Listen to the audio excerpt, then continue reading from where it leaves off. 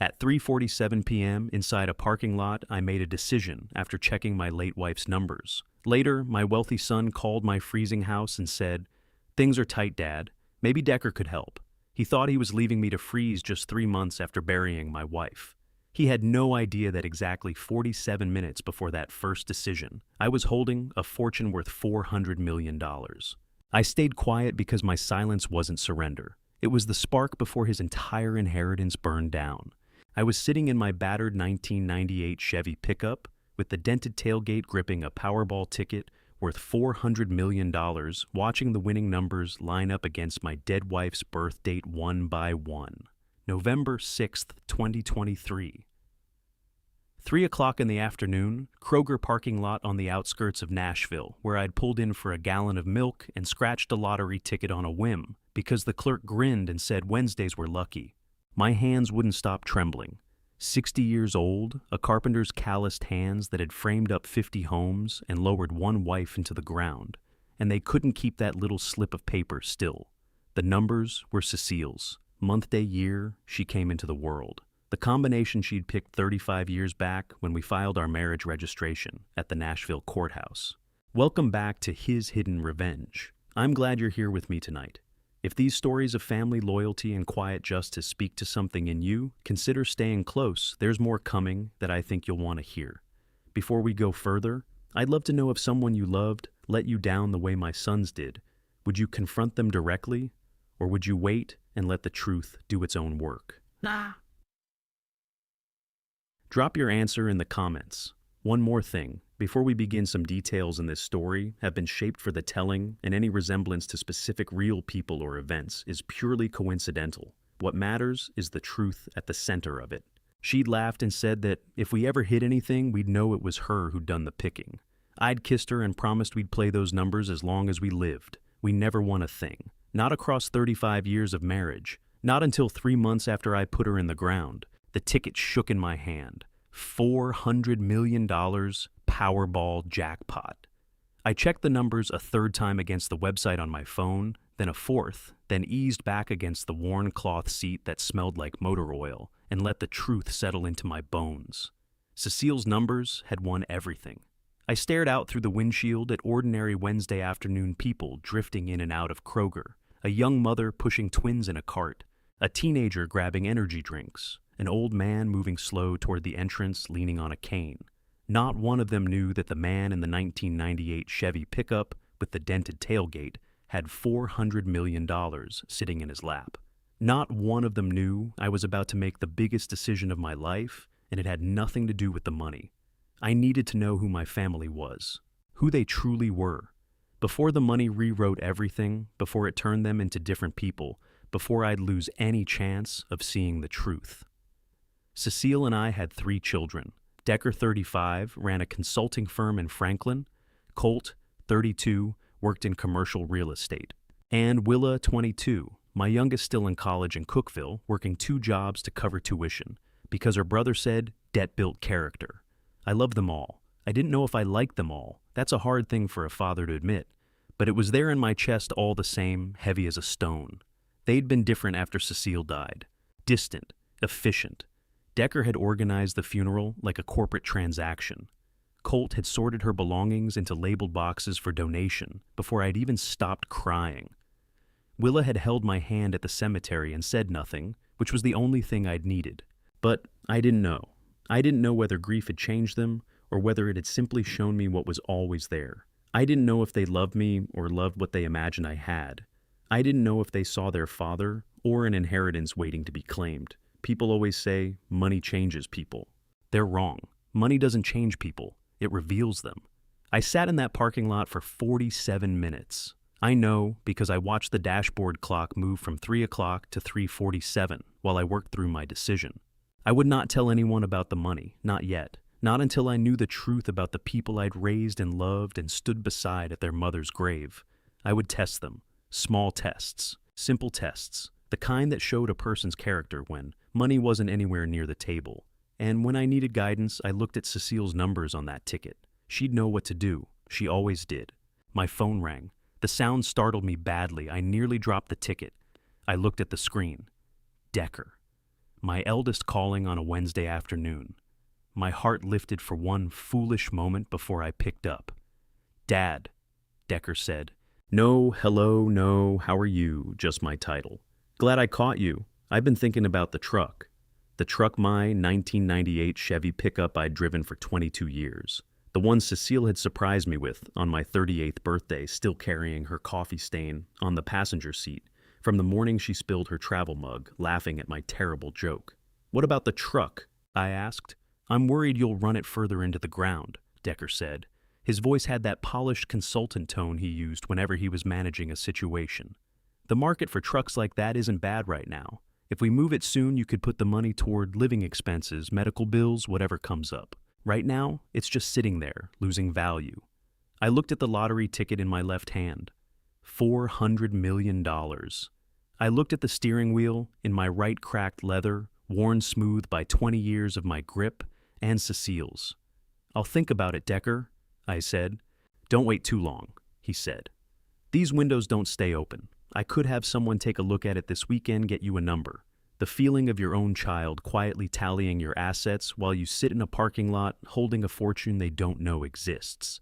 There's no tidy word for that feeling. It sits in your throat like gravel. "I said I'll think about it," I told him again. "Sure, Dad. Sure, just trying to help." He paused. "You doing okay? Eating enough? I know this stretch is hard." 3 months since we buried his mother, and he was asking about my meals as an afterthought to selling my truck. "I'm fine," I said. "Good. Good. Call me if you change your mind about the Chevy. Love you." He was gone before I could answer. I set the phone down on the passenger seat right over Cecile's coffee stain and looked at the lottery ticket still in my hand, then back at the phone. Decker had just helped me settle the last piece of the decision. Not about the money, about what I had to find out before anyone learned the truth. Tomorrow morning, I would make the first call that mattered. Tonight, I would sit in this truck in this parking lot and hold on to this moment, the last time I'd just be Walter Merritt's 60-year-old widowed carpenter with 3 children and a lottery ticket. Tomorrow, the testing would begin. I walked into Clifford Beckley's law office at 9 o'clock the next morning with a lottery ticket I hadn't breathed a word about to anyone. The office was on the 3rd floor of a brick building in downtown Nashville that smelled like old coffee and furniture polish. Clifford Beckley, 58 years old, gray-haired and wearing reading glasses, looked up from his desk when I came through the door. "Walter Merritt," he said, rising to shake my hand. "I wondered if I'd see you someday." I sat down and placed the lottery ticket on the dark wood between us. $400 million, I said. "Powerball Wednesday's drawing." Clifford examined it, then set it down with care. "Your ticket, your money, your rules," he said. That's when I knew I'd made the right choice. We spent the next hour going through an anonymous entity trust, revocable living trusts, tax implications, and legal protections. Clifford took notes in tight, precise handwriting and asked questions that told me he understood what I was after before I spelled it out. Halfway through, he set down his pen and looked at me over his glasses. "I need to tell you something," he said. "I worked with Cecile at the packaging plant in '89 before I went to law school. She got me through my divorce that year, brought meals to my door when I was living out of my car, never asked for a thing in return." The office went quiet except for the radiator ticking. "I didn't know that," I said. "She wouldn't have said anything. That was Cecile's way." Clifford folded his hands on the desk. 20 years ago, when I first opened this practice, she came in and made a will. On her way out, she stopped and looked at me and said, "Clifford, if something ever happens to me and Walter needs legal help, you'll look after him, won't you?" I told her I would. My throat went tight. "She paid you 20 years ago," I said. "In kindness," Clifford said, "which is worth more than money. So we'll put together everything you need. A blind trust for your daughter's education, a revocable living trust for the house, and the legal framework for whatever you're planning." "You don't know what I'm planning," I said. "I know you wouldn't be sitting here asking for legal protection from your own children without good reason." Clifford leaned forward. "Walter, I promised Cecile I'd take care of you if a day like this ever came. Let me keep that promise." So I told him. The lottery numbers matching Cecile's birth date. Decker's phone call about the truck. My decision to test them before they ever knew about the money. Clifford listened without a word, took notes, nodded once when I was done. "How long?" he asked. "However long it takes to know the truth," I said. "And if they fail your tests?" Then I'll know what Cecile wanted me to know. Clifford picked up his pen. Let's build you a fortress. Here's what you need to know about protecting yourself legally and financially. It's not selfishness, it's stewardship. You don't build walls to keep people out. You build them to see who cares enough to knock. We wrapped up at 10:30. Clifford walked me to the door with a folder of papers to review and sign. One more thing, he said. Cecile told me once that you were the finest carpenter in Tennessee. Said you built everything to last twice as long as it needed to. I think she'd want you to build this the same way. I drove home to Millbrook Lane with Clifford's words sitting warm in my chest. The house was cold when I walked in. The fireplace had been out of service since the week before the gas line cracked the valve shut off.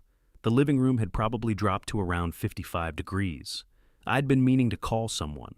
Now standing in that cold room, I made a different decision. The fireplace would stay broken. That was the decision, and I was holding to it. 2 hours passed before Orrin Pickett appeared at my back door. 65 years old, retired from the Postal Service, my neighbor for nearly 2 decades. He was carrying a casserole dish. Saw the truck pull in, he told me. Dorothea sent lasagna. I waved him inside. He put the dish down on the counter and felt the chill hit him immediately. Still haven't gotten that fireplace sorted, he said. No, my guy could probably handle it for around $500. $500. The same number I'd already chosen as the test I was about to run on my sons. I lowered my voice. Orrin, I said what I'm about to tell you needs to stay between us.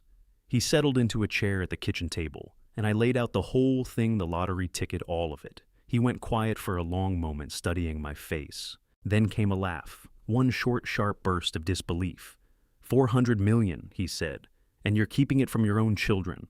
I walked him through my thinking, the tests, the reason I needed to understand who my sons had become before money had a chance to reshape the answer. He heard me out the way he always had across 18 years of conversations over the back fence. There's a difference between a neighbor who turns up and a son who never picks up the phone. No attorney needs to spell that out. Those boys of yours need to be shown the kind of men they are now, Orrin said at last. Will you help me? What do you need? Just be yourself. If any of them bring up my name, say, I seem all right, but the place is showing its age. Tell them you've been a little worried. Orrin gave a slow nod. You're letting that fireplace sit. For now, find out which one steps up to do something about it. Or who doesn't bother, I said. He glanced toward the dark fireplace in the next room, then turned back to me. Something shifted behind his eyes. You're actually going through with it, he said. I didn't answer with words. Not yet, I said. I need a little more time with it. Broken, he rose from the chair, laid his hand on my shoulder, pressed down once. Cecile would be proud of you, he said. After the door closed behind him, I sat alone at the kitchen table. $400 million held in legal trusts. A fireplace I could have fixed with a 10-second phone call and no intention of making it. I was waiting to find out which son would make that call instead. 3 days and a Saturday night found me at my kitchen table in a winter coat, working through a bowl of Cecile's potato soup, and bracing myself to ask my own son for $500 I didn't need. The thermostat read 52 degrees. When I breathed out, I could see it. One call to Orrin's repair guy would have ended it. A fraction of what sat inside Clifford Beckley's legal trusts would have ended it. I made neither call. I dialed Colt instead. My middle boy, 32 years old, selling commercial real estate out of Franklin. He picked up on the third ring. Hey, Dad, Colt said. Noise in the background, a bar, maybe a restaurant. What's up? Hating to call you on a Saturday, I said. But something's come up and I'm embarrassed to even bring it. What's going on? I let my eyes drift to the dead fireplace in the next room. Gas line on the fireplace cracked, and my pension hit some kind of administrative snag this month, payments delayed. Then the Civic needed new brakes wiped out my cushion. I wouldn't ask if I had another option, but could you cover $500 for the repair just until the pension clears? The line went quiet. I sat there counting. 1, 2, 3, 4, 5. There's a particular kind of stillness when your child is deciding whether his father is worth the price of groceries, long enough to feel each second. Dad, Colt's tone shifted into something measured, careful. Money's really tight for us right now. The new house. Property taxes landed this month. We're squeezed. I understand, I said. Maybe Decker could help. He's always handled money better than I have. Don't give it another thought, son, I said. I'll manage. Are you sure? Because if things are really bad, I'm fine. Go enjoy your night. I ended the call before he had room to add anything. The soup was cold. I was sitting at Cecile's kitchen table in my own house, in a coat, having just learned that $500 was more than my son could spare to keep me from going cold. Colt Merritt, 32 years old, commercial real estate agent, had just failed the first test. I finished the cold soup. Cecile had a saying throwing food out was a worse sin than eating it badly. The following afternoon, Sunday, Oren showed up at my back door with his phone in his hand. "You're going to want to look at this," he said. He held the screen out. Instagram. Colt's wife had posted Saturday afternoon 4 pictures. A mountain resort. The two of them in high-end gear, drinks on the table in front of them, peaks rising white behind them. Caption, "Winter getaway we so deserved." Posted 6 hours before Colt told me things were tight. I stared at it. Gatlinburg. The resort logo was right there on the cocktail napkins. "Things are tight," I said it back out loud. Oren stood quietly and gave me the space to sit with it. "Can you send that to me?" He forwarded the screenshot. I put it in a new folder on my phone and typed one word for the label evidence, the first entry. "You holding up?" Oren asked. "Yeah," I told him. "I'm keeping a record." "Good. You'll be glad you did." After he left, I went back to the photo. Colt in expensive sunglasses, his wife with a drink that probably ran $50, those sharp white mountains filling the frame behind them. Couldn't spare $500, but Gatlinburg on the weekend was well-deserved. I saved it a second time, making sure it wasn't going anywhere. A week passed. Saturday afternoon, Decker walked into my workshop without a word of warning. "Thought I'd swing by," he said, and stepped right past me into the little outbuilding, where 40 years of woodworking tools covered every wall. Decker's gaze swept the room, hand planes, chisels, saws, levels, gauges every tool I'd touched across 4 decades of framing and finishing houses. He looked at them the way I'd watched him look at things at estate auctions. "Dad, these are antiques," he said, nodding toward the row of hand planes. "Some of them would pull real money on eBay."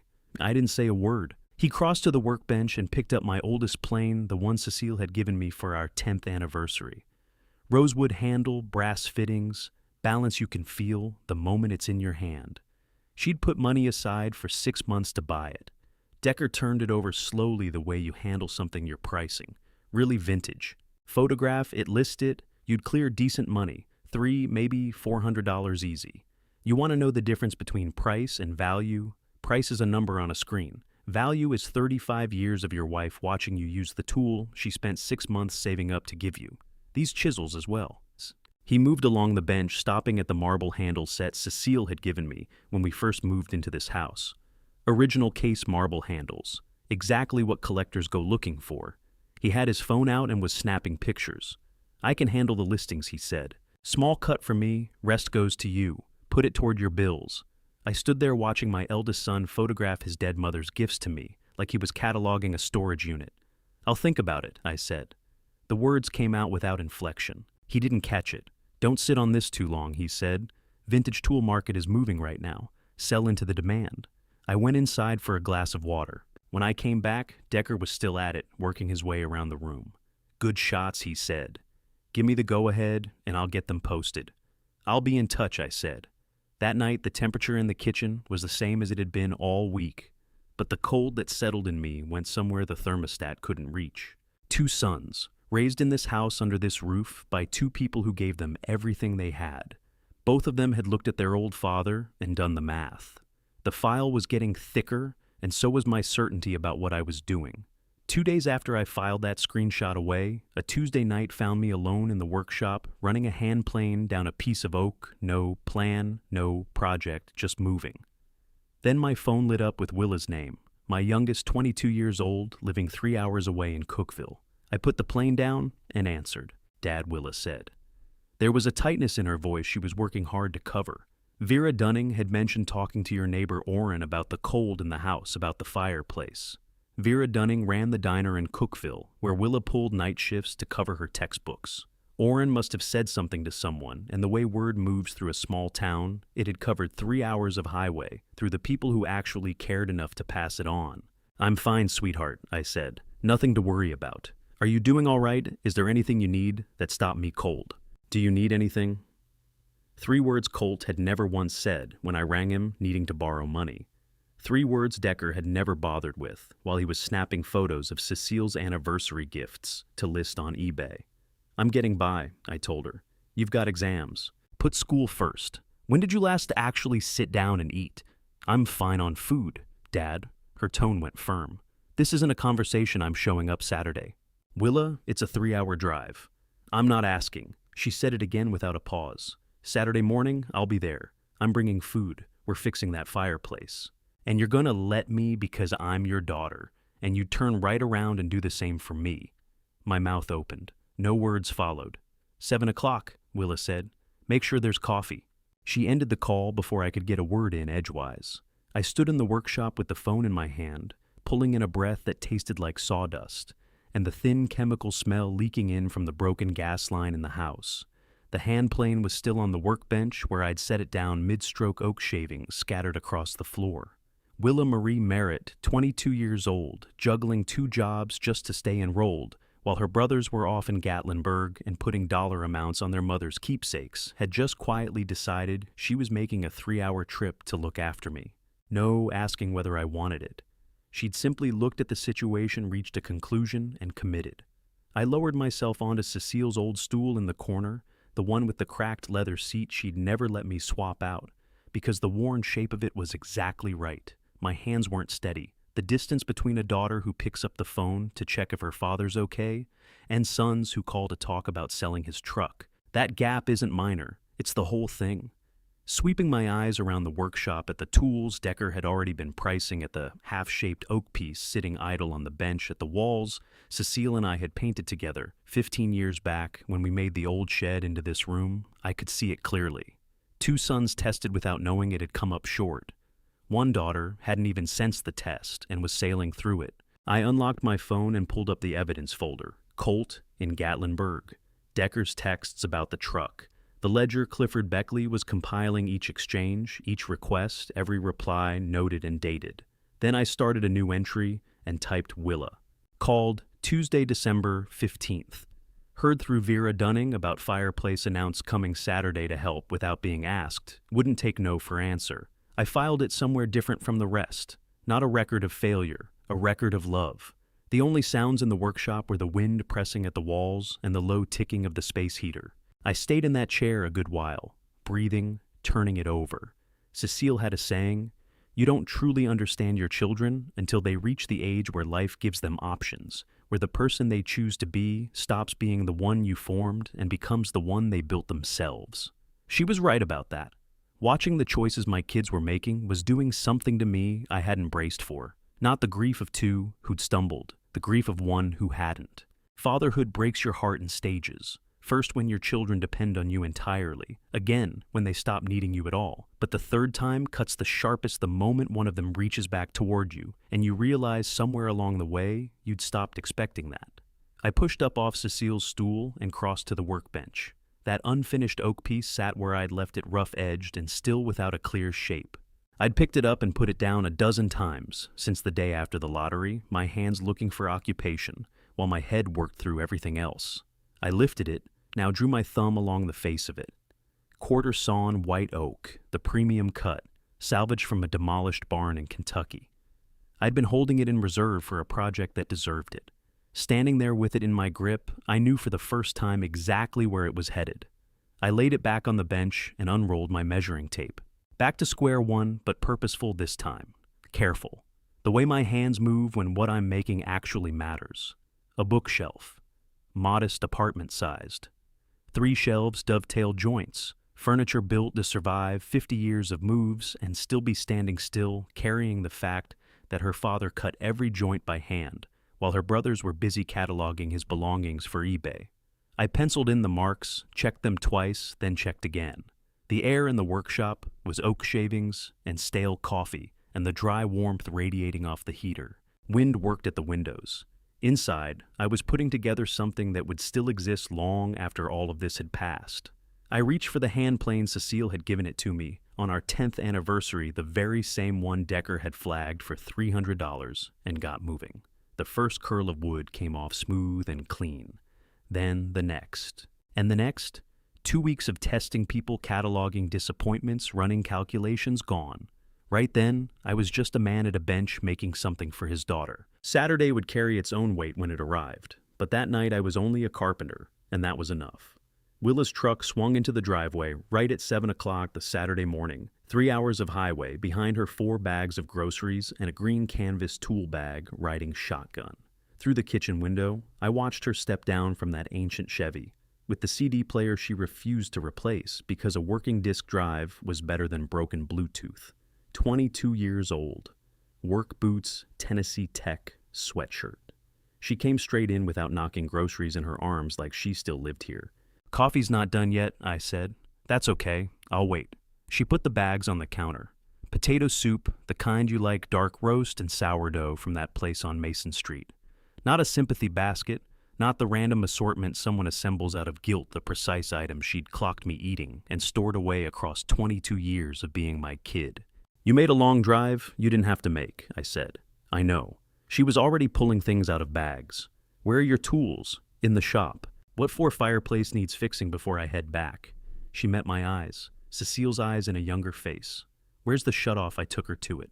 Then I got out of the way, watched my scholarship student daughter, the one working double shifts to keep up with tuition, spend 2 hours on her knees, with her own green canvas tool bag, while her brothers were in all likelihood still horizontal on a Saturday morning. No instruction needed, no handout requested. She just worked. By 10 o'clock, the house had heat again. By noon, we were at the kitchen table with soup and bread, the same table Cecile used to claim with her Sunday paper. "Come see something," I said. I walked Willa out to the workshop and showed her what was taking shape on the bench. 3 shelves, dovetailed joints, quarter-sawn oak still rough. "What's it going to be?" she asked. "Yours," I said. "For your place." Her fingertips moved along the grain. She didn't speak right away. "It's really beautiful," she said at last. We settled into the workshop together, me at the bench, planing her cross-legged with a textbook open for her economics final. The heater ticked. Wind knocked at the windows outside. Inside, it felt like family again. Close to 3 o'clock, she closed the book partway and looked up. "Dad." Careful, deliberate. "If it ever gets really bad, I mean truly bad, you can stay with me. The place is tiny, but we'd figure it out." I put the hand plane down. "What is that, 300 square feet? 400, she said. "I'm serious. You need somewhere to go? You've got somewhere." I was at the bathroom sink 5 minutes after that, both hands flat on the basin, working to keep my breathing even.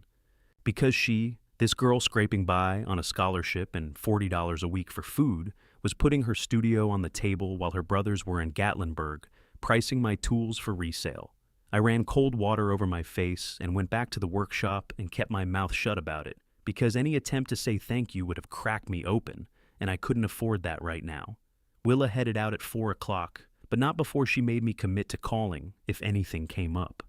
"Anything," she said again at the truck door, "even if you just need someone on the line." I watched until the Chevy's taillights disappeared, CD probably spinning some disc. She dug out of a thrift bin, then typed up one more entry.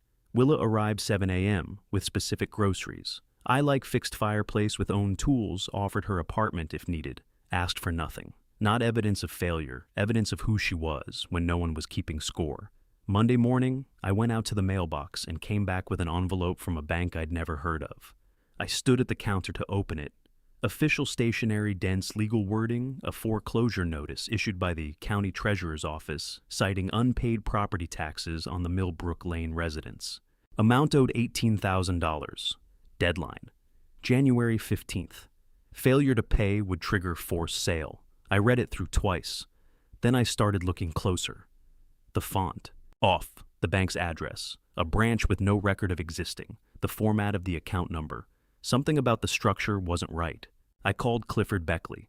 "Clifford," I said when he picked up, "I need you to look into something for me. Got a foreclosure notice here for property taxes. $18,000. Does that track at all?" "Hold on." I heard keys clicking in the background. "Your property taxes are current through next year. I've got the receipts pulled up right now. There's no debt, not a penny." "So, this notice is fabricated," Clifford said. His voice went quiet and hard. "Somebody made this up. Take a photo and send it over." I photographed it and sent it through. 5 minutes went by, then he rang back. "Walter," he said, his tone low. "That branch doesn't exist anywhere. The font is wrong. The legal language is close enough to fool someone who isn't looking carefully, but it's off. Whoever did this studied real documents well enough to imitate them, but didn't have their hands on actual bank templates. I already know who I said. When your own children manufacture legal paperwork to frighten you into losing your home, you stop second-guessing yourself and start seeing the whole picture in sharp relief. "I'm logging this," Clifford said. "Walter, they've crossed into new territory. This isn't only cruelty, this could be criminal. Put everything on record," I said. All of it. After I got off the phone, I rang Orrin and walked him through the notice. He drove over, looked it up and down, and shook his head slowly. "Those boys," he said. What were they thinking? "They figured I was old and rattled and cornered," I said. "They thought I'd put my name on whatever they slid in front of me. What's your next move?" "Keep running the test," I said. "Keep my eyes open.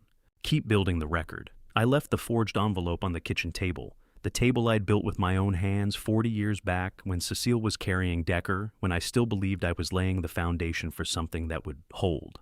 I poured coffee, sat down, and looked at the fake foreclosure notice, then at my phone, with its folders growing heavier by the day, then at the fireplace Willa had repaired with her own tools. From here, things would accelerate. The tests ahead would be harder. The truth was going to cut sharper. I needed a clear head. 3 weeks in, and my sons had just committed forgery to drive their father out of his house. I took a swallow of the dark roast Willa had brought and started thinking through what came next. What came next didn't wait long. Willa called me on Christmas night from the diner, where she worked her voice unsteady in a way I hadn't heard since we buried her mother. "Dad," she said. The sounds behind her told me she'd stepped outside, probably into the parking lot. "There's something I have to tell you. I was waiting tables tonight. Christmas evening shift, they pay double, and I need money for textbooks." Decker and Colt were in the corner booth. They had no idea I was there. My grip on the phone tightened. "What did you hear?" "They were talking about splitting up your assets, about making sure I stay out of it." "Dad, they mentioned a group chat they set up right after Mom passed. They've been working on this for 3 years. That landed like stepping back into the cemetery. While the soil over Cecile's grave was still fresh, Decker hadn't been grieving. He'd been plotting. The lottery test hadn't planted their greed. It had simply handed me the means to confirm what had already taken root the day we put my wife in the ground. I reached for my phone and opened the evidence folder. Christmas Day, December 25th, 2023. Willa overheard Decker and Colt at Cookville Diner discussing asset division and group chat coordination. Referenced planning chat from after Mom died. Confirms 3-year timeline starting at Cecile's funeral. Brothers at the diner on Christmas while Willa worked her shift, talking through their father's financial destruction. I stayed with that entry a long while before I moved on. Then I went back through the rest of what I'd gathered. The Gatlinburg Instagram photo, the forged foreclosure notice, the texts about selling the truck, the snapshots of my tools priced for eBay. I spread them across the workbench and looked at them together. Patterns emerged, timelines aligned. Coordination showed itself clearly. 3 years of maneuvering laid bare by 3 weeks of watching. Cecile used to say that when you're putting together something with real complexity, you test the foundation before you load any weight onto it. That's precisely what I'd been doing, testing the foundation and learning. It had been quietly rotting for 3 years. I picked up the phone and called Clifford Beckley. Christmas night, and he answered without hesitation. "Walter," he said, "Merry Christmas." "Clifford, I need something else added to the file." I told him everything Willa had overheard. He took it all in without cutting me off, then said the thing that locked in what I already understood. "Walter, this shifts the whole picture. Their scheming didn't begin when you fell on hard times. It started the day Cecile died. Your financial situation just pushed them to move." "I know," I said. "What's your read on where we go from here? Keep documenting, keep stacking the record. Don't show your hand yet." "How much more before it's enough?" "I'll know when I get there," I said. After we hung up, I stood in the workshop, looking at everything laid out on the bench. I lifted the forged notice, set it back down. Picked up the Gatlinburg photo, set it back down. "One," I said to the empty room, "one confirmed piece of planning that goes back 3 years. One Christmas night where my daughter worked a double while her brothers carved up my life. One more reason to see this through." I returned the evidence to the folder and went back to sanding the oak bookshelf. The second piece of confirmation would come when it came. It came 2 days later. Orrin knocked on my door 2 days after Christmas, wearing the look of a man who'd stumbled onto something he wasn't sure how to say. "Coffee?" I asked. "Yeah," he said. "You might want to be sitting down for this one." We settled in at the kitchen table, the oak one I'd jointed and fitted by hand 24 years ago, every seam locked so tight you couldn't work a sheet of paper into the gap. "Jenna's been talking," Orrin said. "About what? You." He curled both hands around his mug. "She told Dorothea Calder, you're seriously ill. Told Floyd Stanton the doctor is very worried. Told the Kowalskis you probably won't last the winter. I set my coffee down with care. She's telling the neighborhood I'm dying." That was the phrase she used. Won't survive the winter. Dorothea had asked if there was anything she could do to help. Jenna told her, "Not really, just be patient with him. He's not thinking straight because of the illness." Jenna Aldred, 33 years old. Colt's wife of 6 years, mother of my 7-year-old grandson Bowen, was seeding death rumors through my neighborhood. "Why would she do something like that?" Orrin asked. I looked down at the coffee, then at the tabletop, then at Orrin's face. "Because if people around here think I'm dying, no one raises an eyebrow when paperwork gets signed in a hurry," I said. "No one steps in when my sons start taking over decisions. Nobody finds it strange when my house suddenly needs to be sold. That's—" Orrin stopped short. "Walter, that's sociopathic. That's strategic," I said. "She's the tactical mind in this. Decker does the organizing, Colt does the following, but Jenna's the one running the board 3 moves out." Orrin studied me for a moment. "You're not angry. I'm documenting," I said. I pulled out my phone. December 27th, 2023. Jenna spreading death rumors to Millbrook Lane, neighbors Dorothea Calder, Floyd, Stanton, the Kowalskis.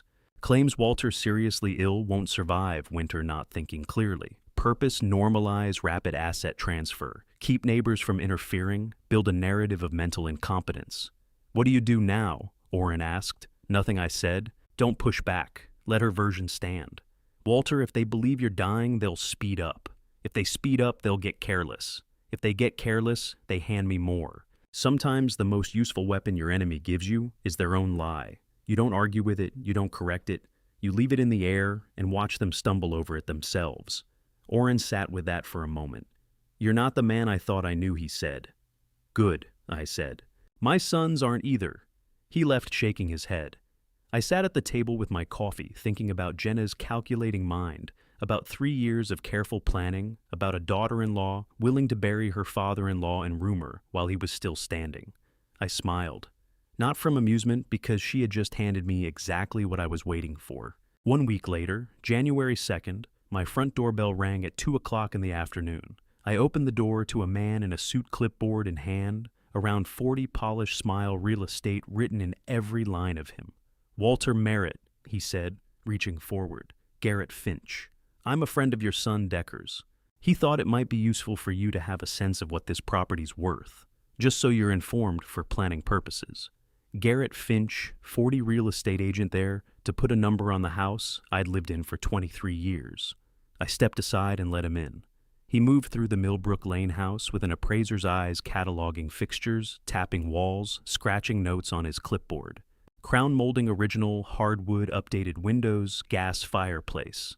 Every room gave him something to assign value to. In the kitchen, he stopped at the dining table. "Now this," he said, rapping his knuckles on the oak surface, "this is marketable. Nice antique.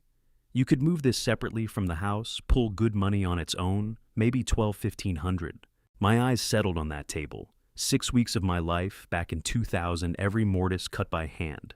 Every plank selected for how the grain ran. Cecile used to pull up the workshop chair and keep me company while I worked, ferrying coffee across the floor, wondering aloud whether any piece of furniture was worth that kind of devotion.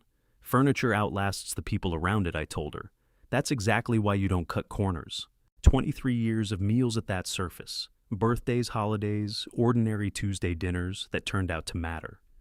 Decker's graduation party, Colt's engagement news, Willa's college acceptance letter, read aloud Cecile's final Thanksgiving before the illness took hold. Now, some stranger holding a clipboard was pricing it like an estate sale find, $1,500 for a sellable antique. "I made that table myself," I told him. Garrett pulled his eyes off his notes. "Is that right?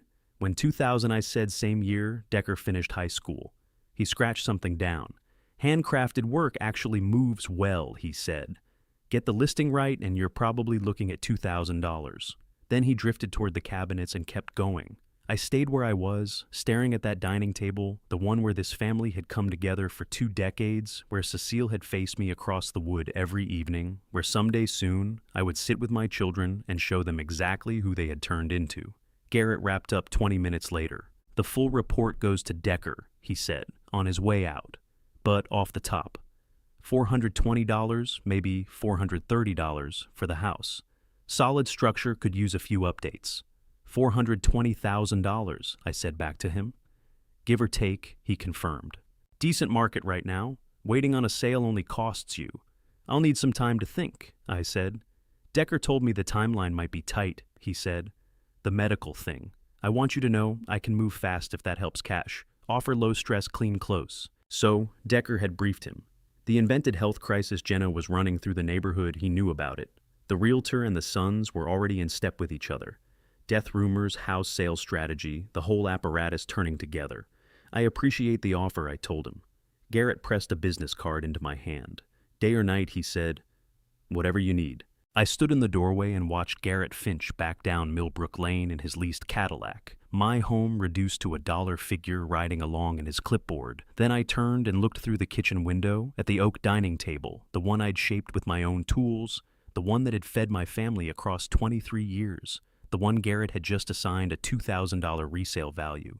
10 days from that moment, I would seat my children at that table, and the truth would come out. That thought made me smile, the first real smile in weeks. They were busy constructing the scaffold they'd eventually hang from, and not one of them could see it.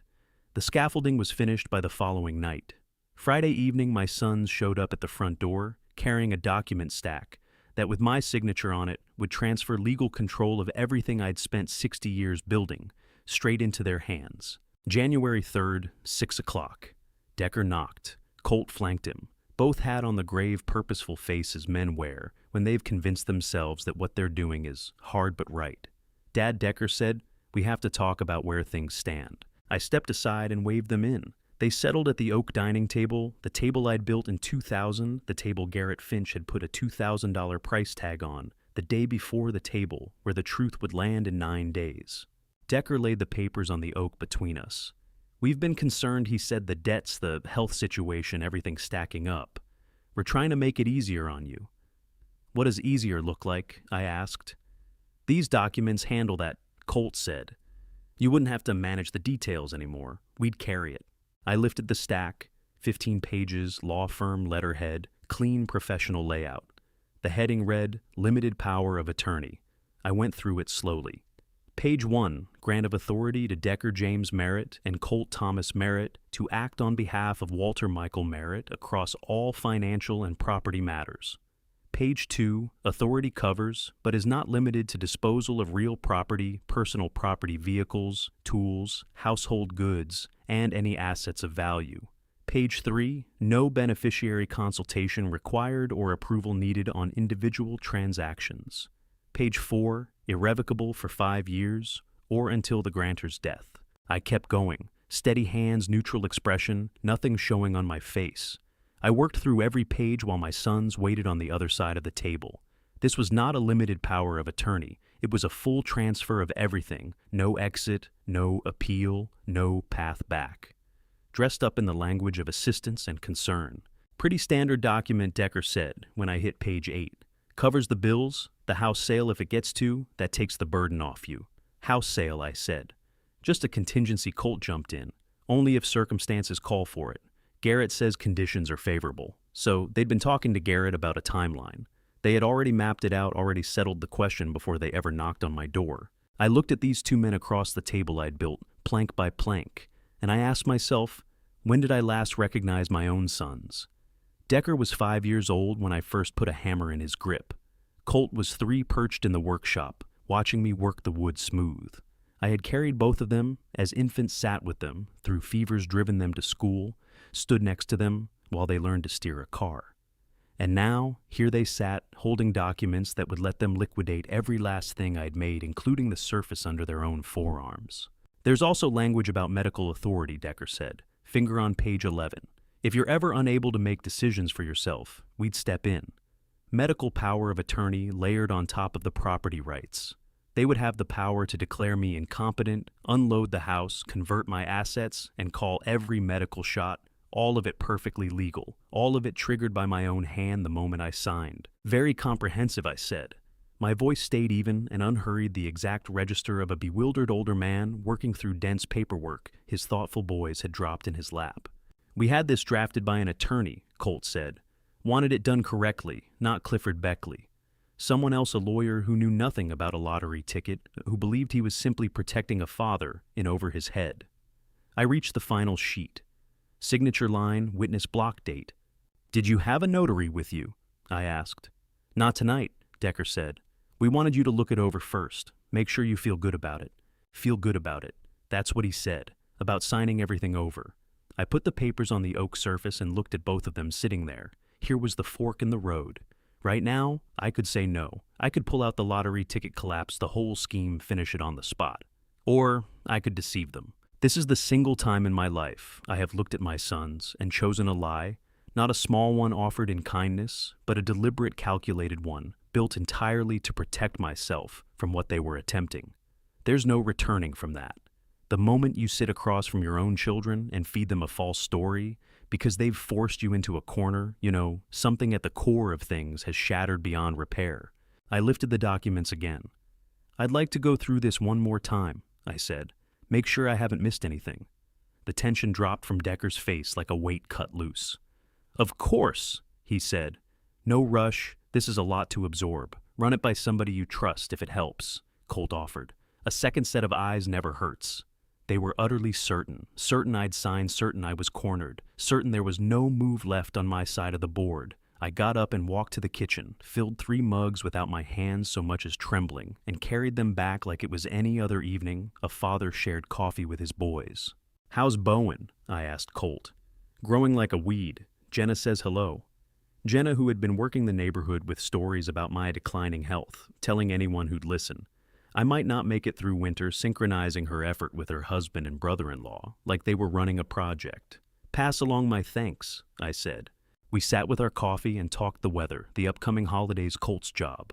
Ordinary, a father and his sons on a quiet Friday night. By 7:30, they were gone. Call when you're ready, Decker said at the threshold. We're not pushing, just here when you need us. I know, I told him. I'm grateful you came. I watched them pull away Decker's Audi, Colt's Lexus, both vehicles worth more than either of them claimed they could spare when the fireplace needed fixing. I shut the door and returned to the kitchen. The papers were still on the oak dining table. 15 pages, complete asset disposal, 5 years irrevocable. I picked the whole stack back up and went through it again, photographing every single page. Then I texted Clifford Beckley, need meeting Monday morning. They'd walked in thinking they were taking something from me. What they'd actually done was hand me exactly what I needed. Then I sat alone with that signature line staring back at me. My sons had just asked me to hand over everything, and I had just deceived them for the first time, playing the part of a bewildered old man who might actually go through with it. Monday morning, I would give Clifford something to work with. But that night at the table, I'd built plank by plank. I sat and counted the ways my children had sold me out. Monday came with a kind of clarity I'd been sidestepping for 3 years. I walked through the door of Clifford Beckley's law office at 9 o'clock, the power of attorney papers tucked under my arm. Clifford took one look at me and had the coffee poured before I opened my mouth. That bad, he asked. I set the documents on his desk. He sat down and read. I watched his face as he moved through it. By page 3, his jaw had gone tight. By page 7, he was working through the clauses with a red pen. By page 15, he lifted his eyes to mine with something that looked a lot like anger. Walter, he said carefully, this hands them everything, your entire life. Sign this and you own nothing. They can move on your house tomorrow, drain your accounts, speak for you in a hospital room. No oversight, no way out, and locked in for 5 years. Or until you're in the ground. I know, I said. They brought this on Friday, called a debt relief, I said. Said the whole point was to spare me the stress. Clifford set his pen down. How did you manage not to? He stopped himself. Never mind, I already know how. You're building a record. I need something that turns their own greed around on them, I said. Clifford leaned back, fingers laced together, working it through. The waiver, he said at last. We put together a financial waiver agreement. Plain language on the surface. Says that Decker, Colt, and Jenna formally waive any responsibility for your debts, past, present, or future. They sign it to keep creditors from coming after them for your bills. And buried inside the legal scaffolding, a clause stating that, by signing, they permanently give up any right to interfere with your property contest, your will, or challenge any financial arrangement you choose to make. Forever. Binding, no exit. I looked at Clifford. Greedy people move fast to dodge debt, he said. They'll never get to the part about property rights. They'll see not responsible for Dad's bills, and the pen will be out before they finish the page. Here's the thing about the law. He said it can stand between you and harm, or it can be the instrument of someone else's harm. When your own family drives you to that line, the shield and the weapon become one and the same. You use whatever the situation demands. Can you have it drafted today, I asked. Wednesday at the latest, Clifford said. But Walter, he looked at me across the desk, and I saw 20 years of knowing Cecile sitting in his expression. Are you certain about this? Because once the trap is set, there's no calling it back. You'll have confirmation of exactly what they are. I already have it, I said. Clifford flipped open a legal pad and began writing. We spent the next hour on the language. Simple enough to read as routine. Airtight enough to hold up anywhere. The debt waiver in the opening pages, front and center. The property rights clause tucked into Section 4, subsection C, paragraph 3 terms, like ancillary considerations and reciprocal renunciation of claims. Legal phrasing that translated plainly to, you can't touch a thing I own, and you just put your name on a document saying so. I'll have my paralegal clean it up, Clifford said. Professional presentation, nothing that looks like a trap. Just a father trying to keep his debts from becoming their problem. Because I'm a good father, I said. The bitterness slipped through before I could catch it. Clifford set down his pen. How long have you known Walter? Since when? I looked into my coffee, then at his desk, then at the window with Nashville traffic crawling past, below on a Monday morning. 3 years, I said. The words came out barely above a whisper. 3 years, Cecile's funeral. I can still see it, the cemetery, the casket, the cold October wind stripping leaves off the trees. People were beginning to drift away from the graveside. Decker pulled me aside and asked whether I'd updated my will recently. Said we ought to sit down and talk estate planning whenever I was ready.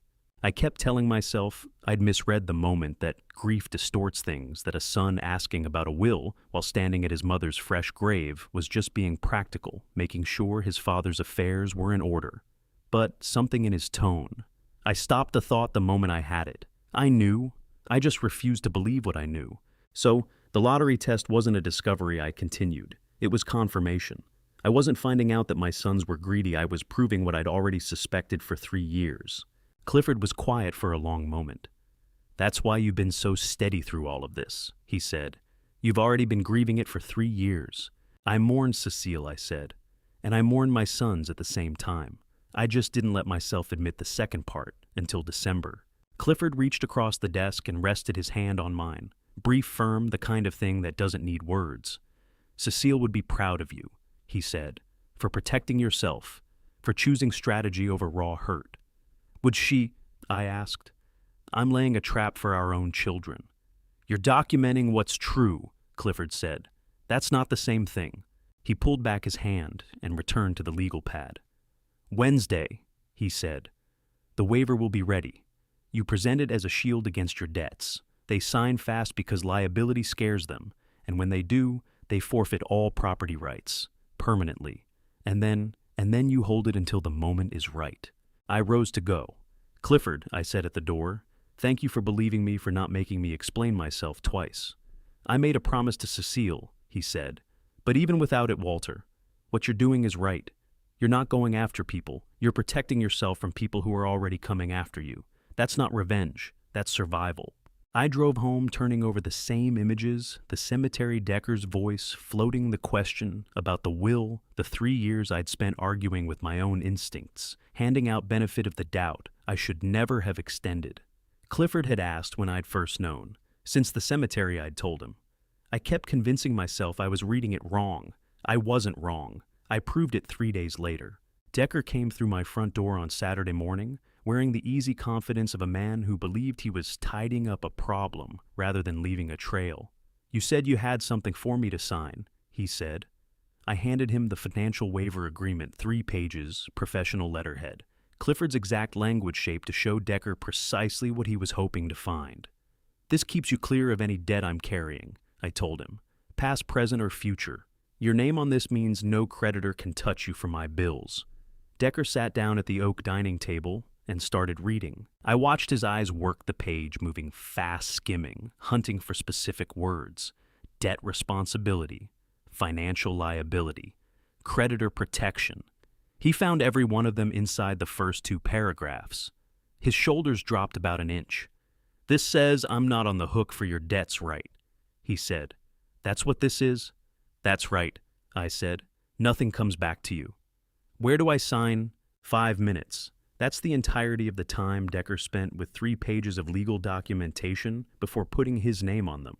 5 minutes because he was scanning for debt protection, located it, and never once made it down to Section 4, subsection C, paragraph 3.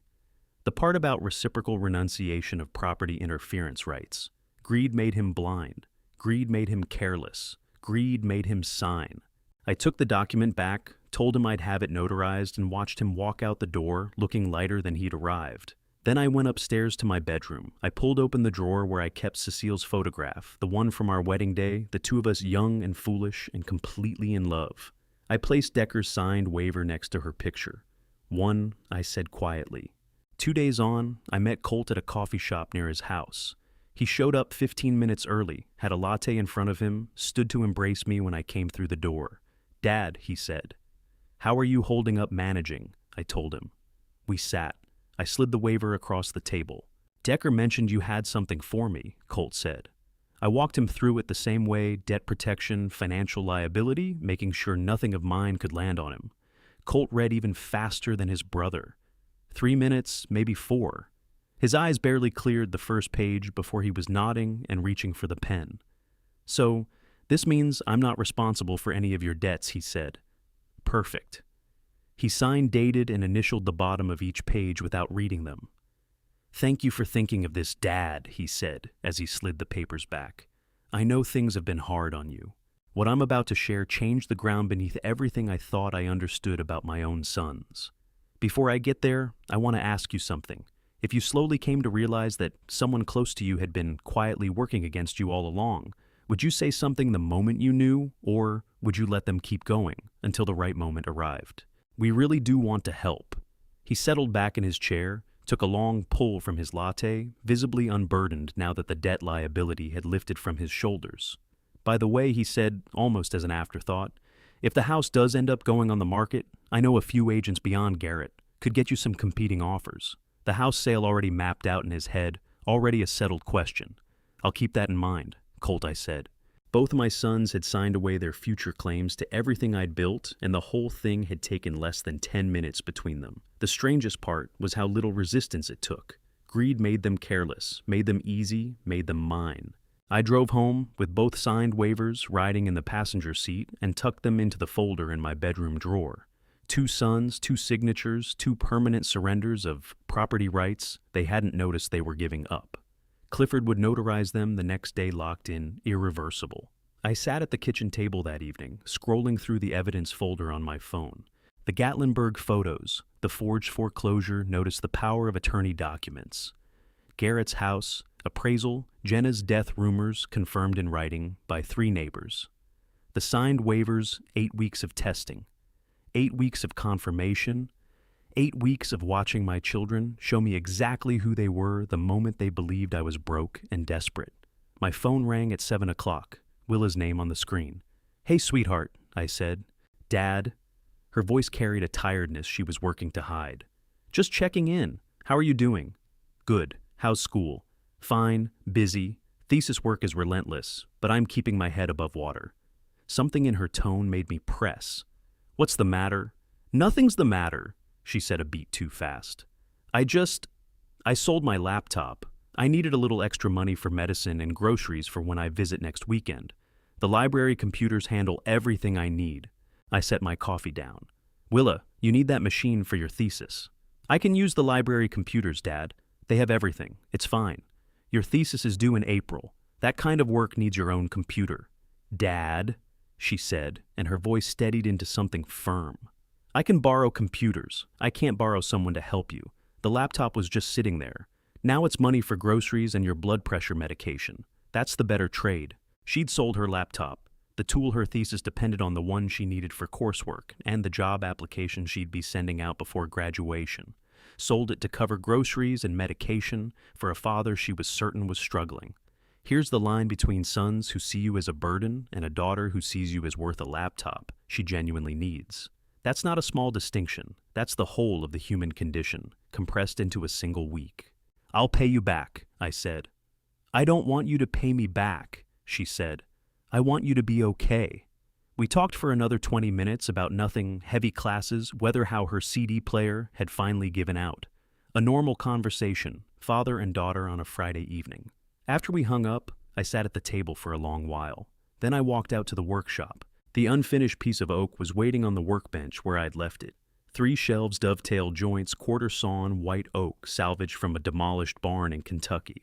The bookshelf I'd been building since the lottery win. I picked up my measuring tape and started at the beginning again. Each piece measured carefully, checked twice. I set the hand plane down and locked the workshop for the night. The season of building in secret was nearly over.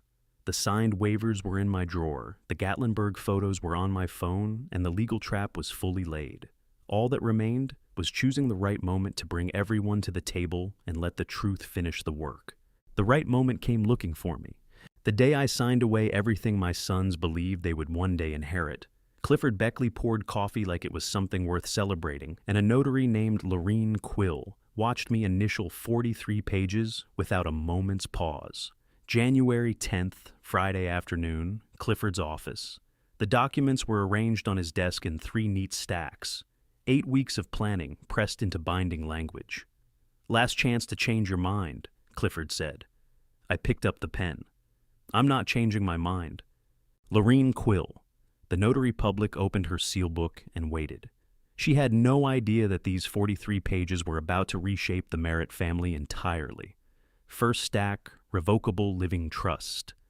The Millbrook Lane house transferred into trust, with Willa Merritt named as sole beneficiary, effective immediately, irrevocable upon my death, no contest clause included. I signed, initialed every page, and dated it. Lorene pressed her seal. Second stack, blind trust agreement, $247 million after taxes, milestone-based distributions to Willa, completion of her degree, stable employment, financial independence, managed by Clifford Beckley as trustee. I signed, initialed, dated.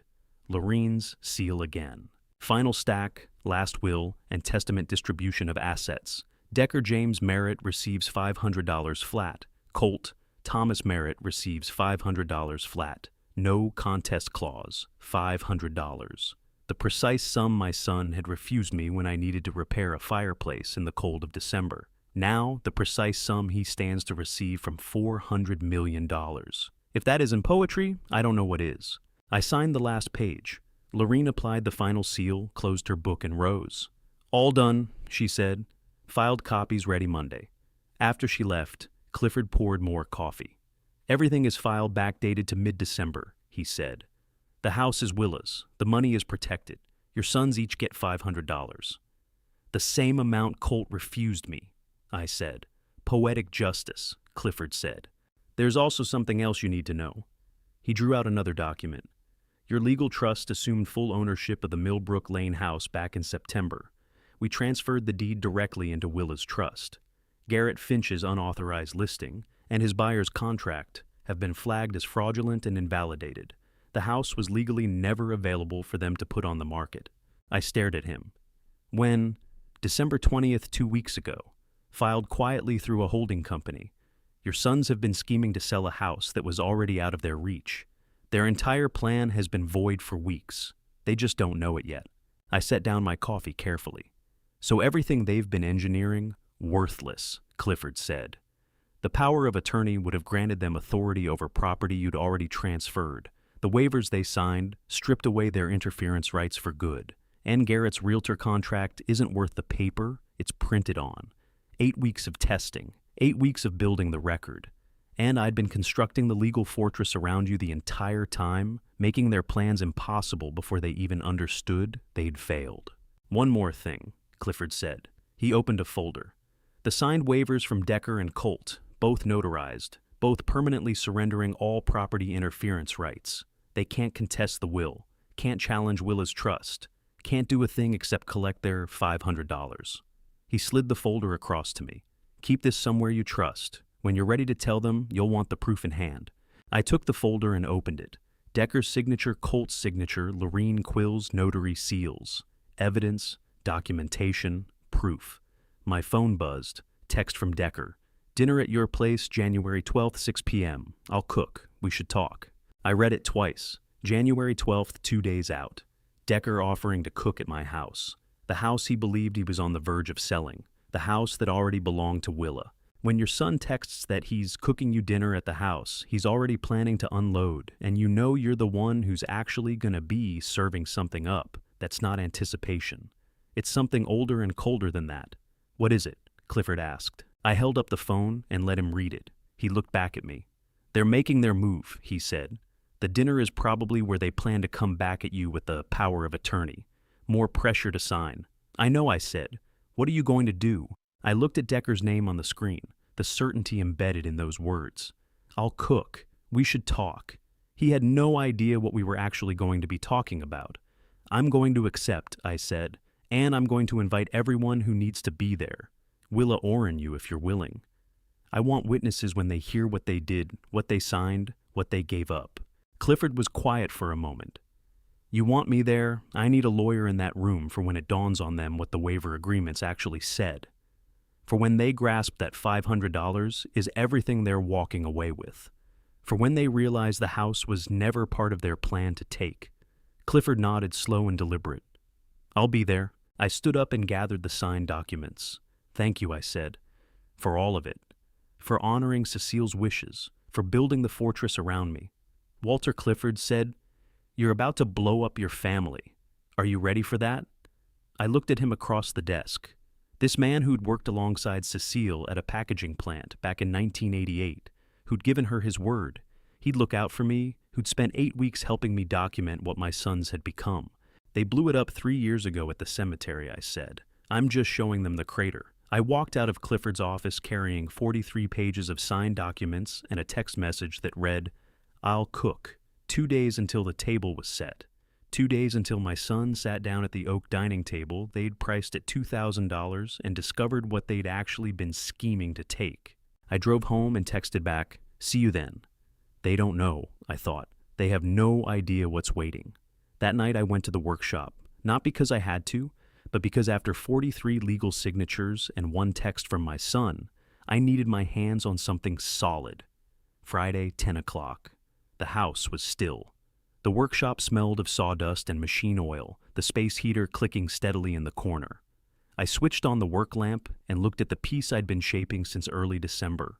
Small oak box, 6 inches square, dovetail joints at each corner, a lid that seated perfectly.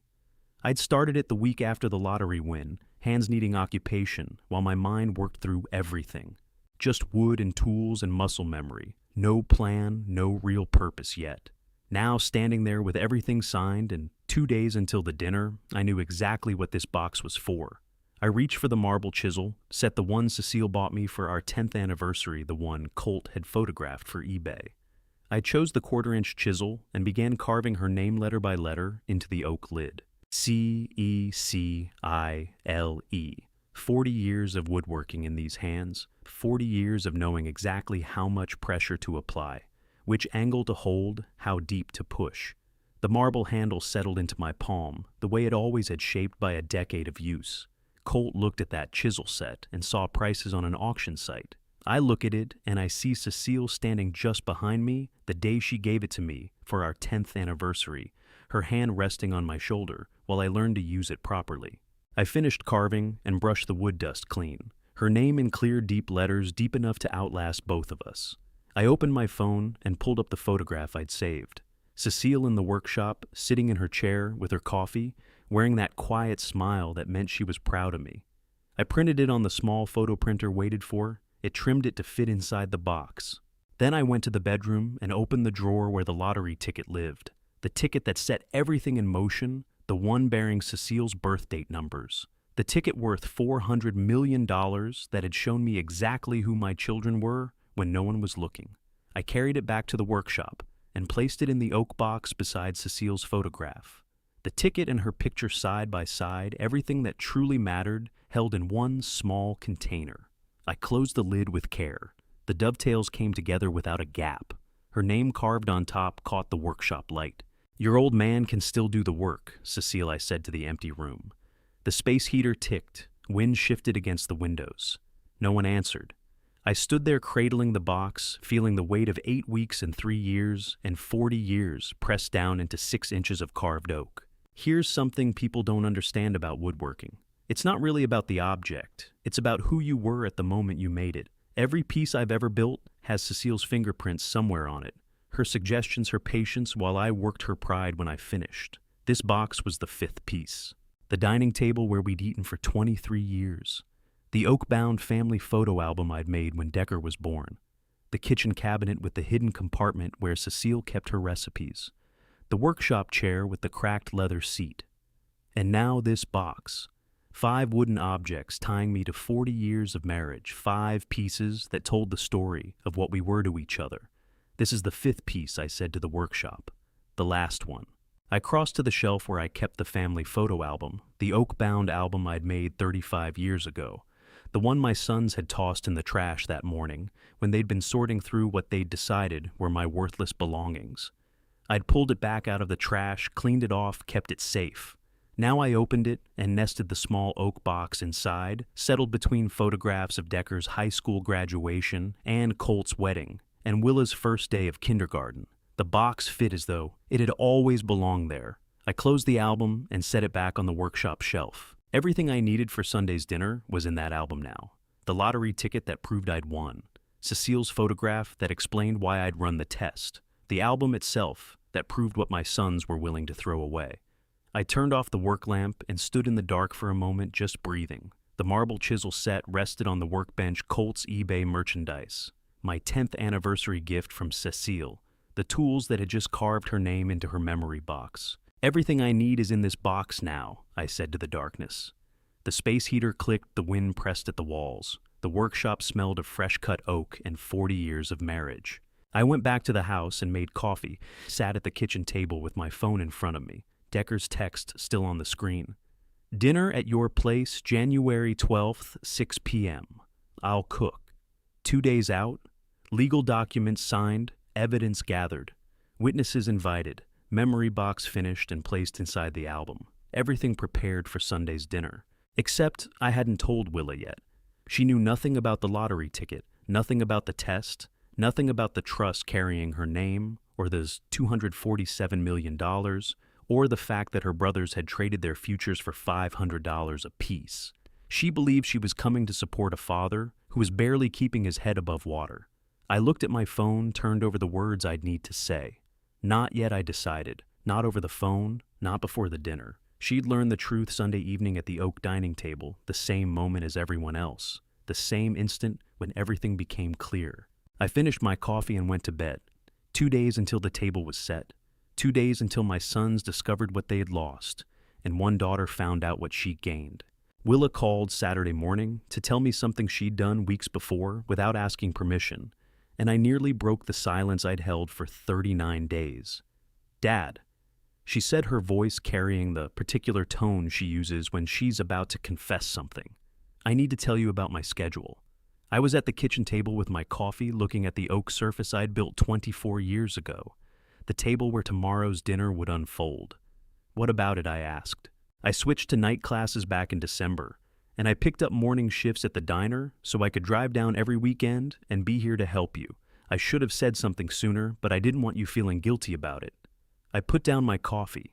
When, in December, right after Oren mentioned the fireplace, late December, I just wanted to be able to come without stressing over missed classes or lost hours.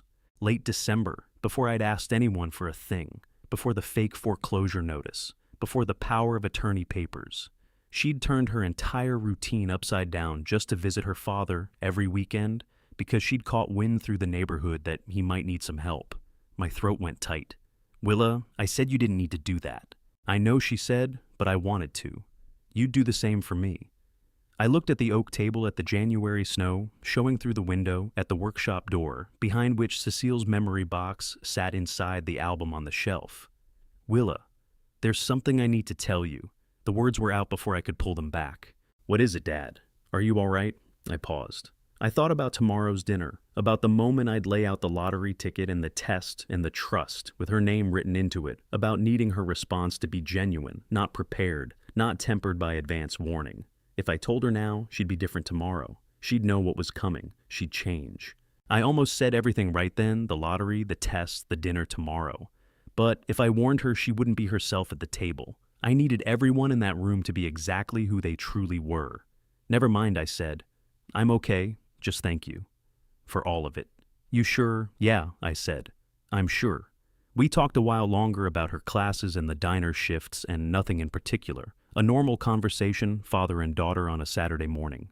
After we said goodbye, I sat at the table for a long time. She'd rearranged her schedule back in December, given up her preferred class times and her sleep to come every weekend, while her brothers had been fabricating foreclosure notices and mapping out the sale of my house. The contrast wasn't subtle, it was brutal. Late afternoon, the doorbell rang. I opened the door to find Decker standing on the porch, his 7-year-old son, Bowen's hand in his. "Thought we'd stop by," Decker said. "Bowen wanted to see Grandpa before the dinner tomorrow." Bowen Merritt, 7 years old, looked up at me with polite uncertainty. Dark hair, Decker's eyes, Cecile's nose. I hadn't laid eyes on him in months, maybe longer. Decker never brought him around, always had reasons about schedules and activities and how stretched thin they were.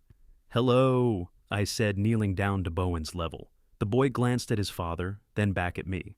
"Hello, sir," Bowen said. "Sir, not Grandpa, not even my name. Sir, like I was a stranger, a teacher, someone you addressed with courtesy because you didn't know them."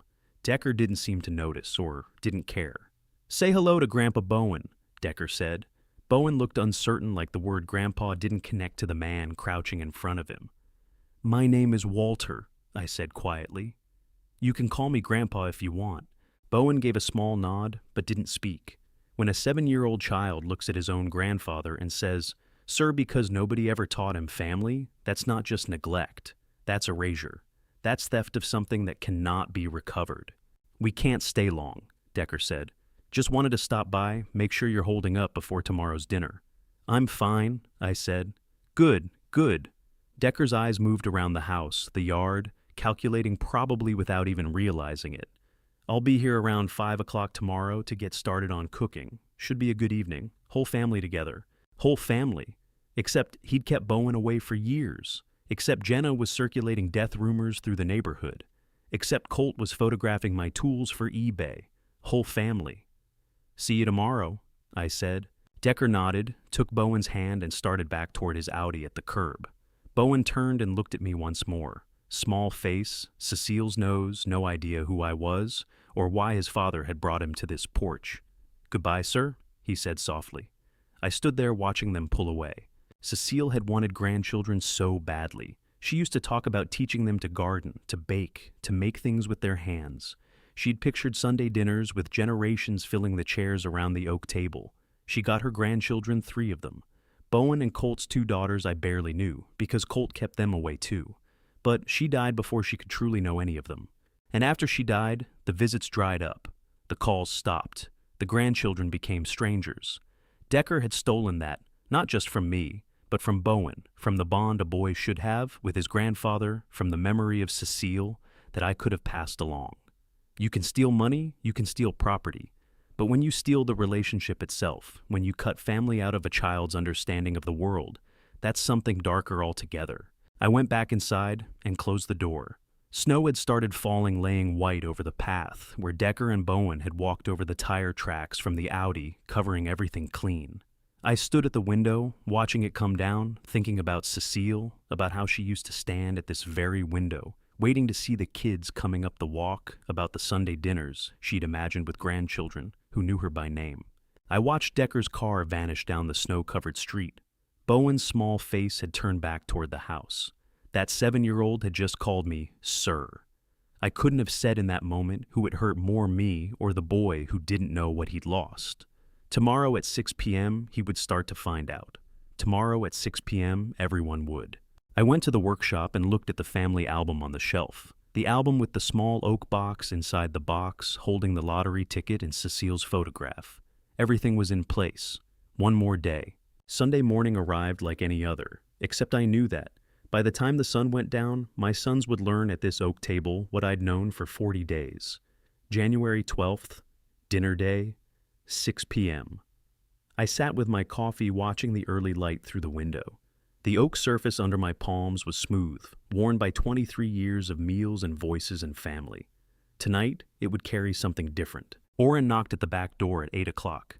"Thought you might want some company," he said, holding 2 coffees from the bakery down the street. We sat at the table, the same table where tonight's dinner would unfold.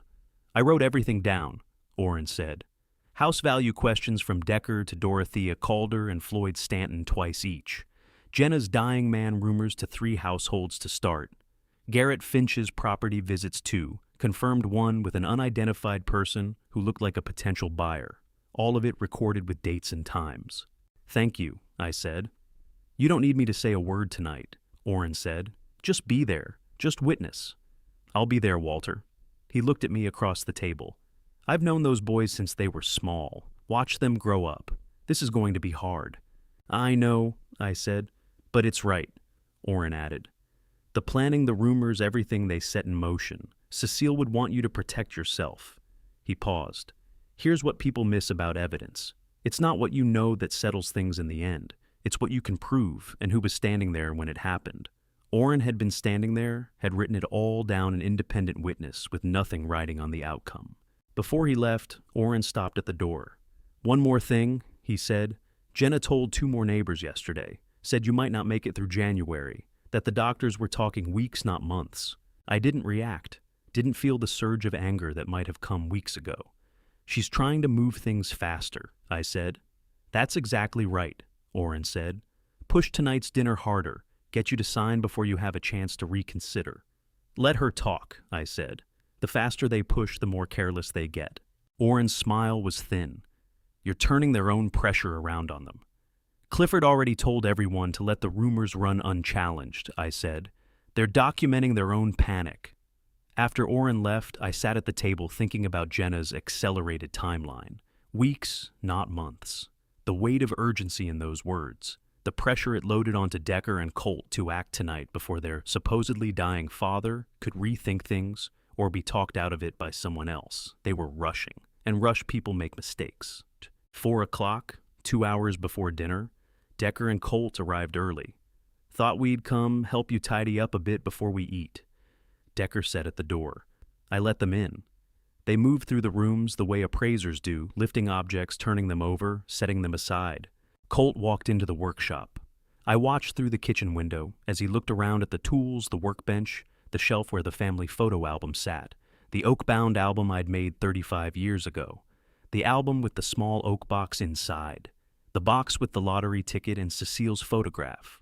Colt picked it up, felt the weight of it, the 3 decades of photographs bound in wood. "Why does he hang on to all this old stuff?" Colt said to Decker. "Nobody looks at photo albums anymore." He walked it outside.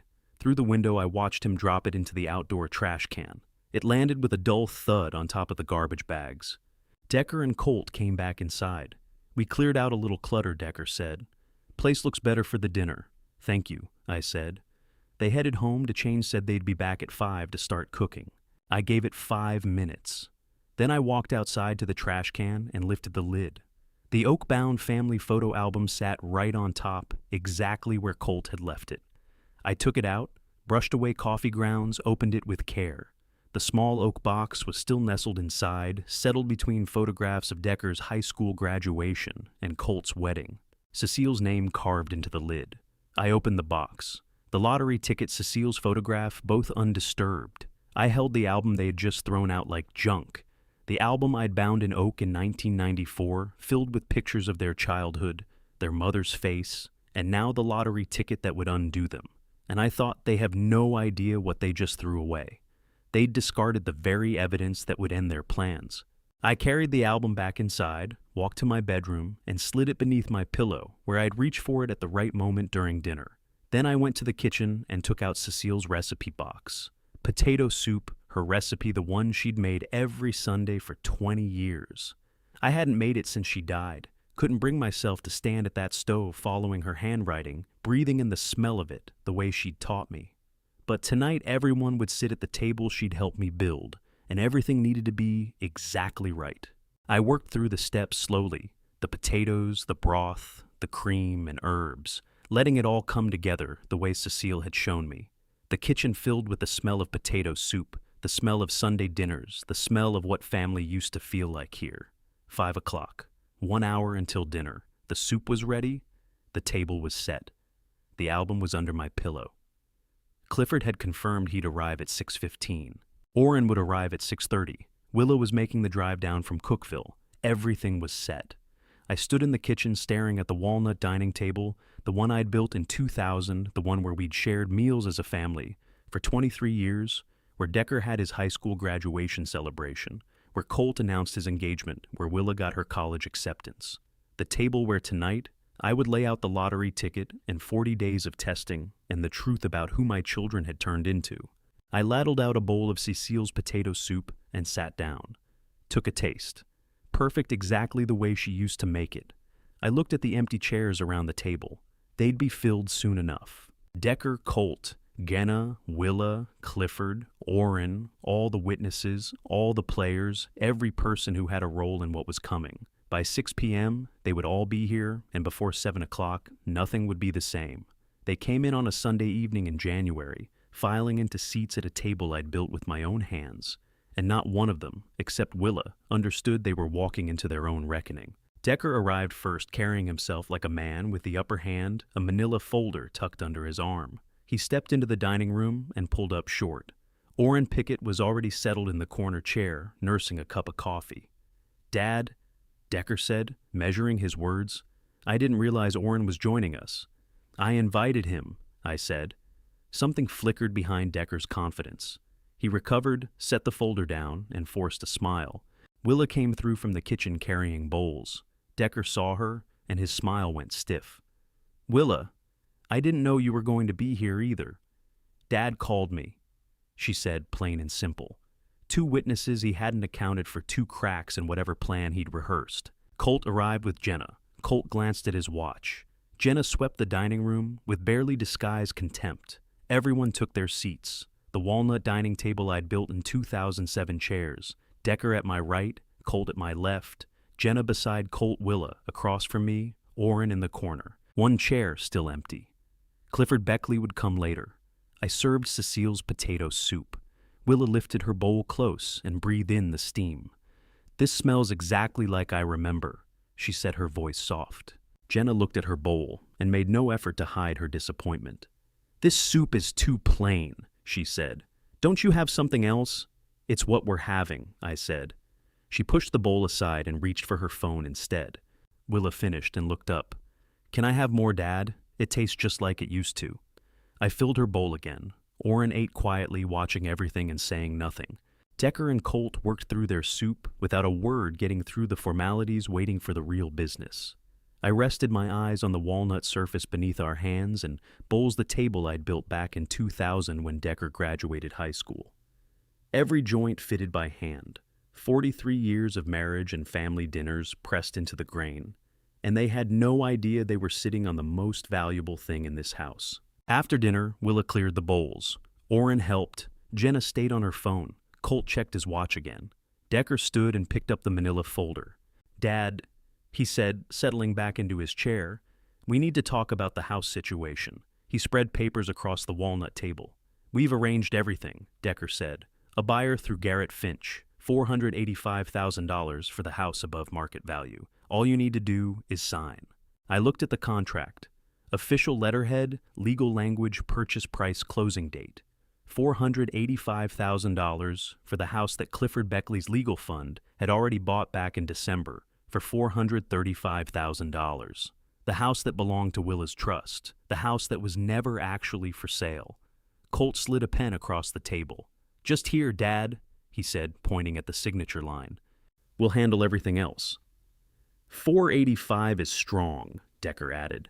Really strong for a house this age. I looked at the pen at the contract at my two sons, waiting for me to sign away my home.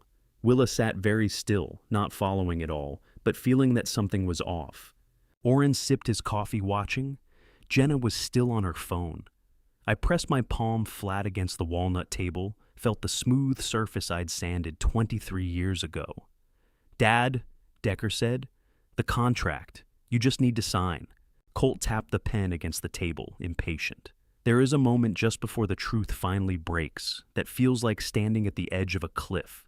Everything you've built, everything you've aimed at, balanced on a single decision, a single movement, one thing retrieved. I stood up. Let me get something, I said. The certainty on Decker's face started giving way to confusion. What do you need to get? He asked. Something I want you to see, I said. I walked toward the bedroom. Behind me, I heard Decker's chair scrape back. Dad, the contract is right here, he called. You don't need anything else. I didn't answer. Down the hall into my bedroom, where the family photo album lay under my pillow, the album bound in walnut that I'd made 35 years ago, the album they'd thrown in the garbage that morning, the album with the small carved box inside it, the box holding the lottery ticket and Cecile's photograph.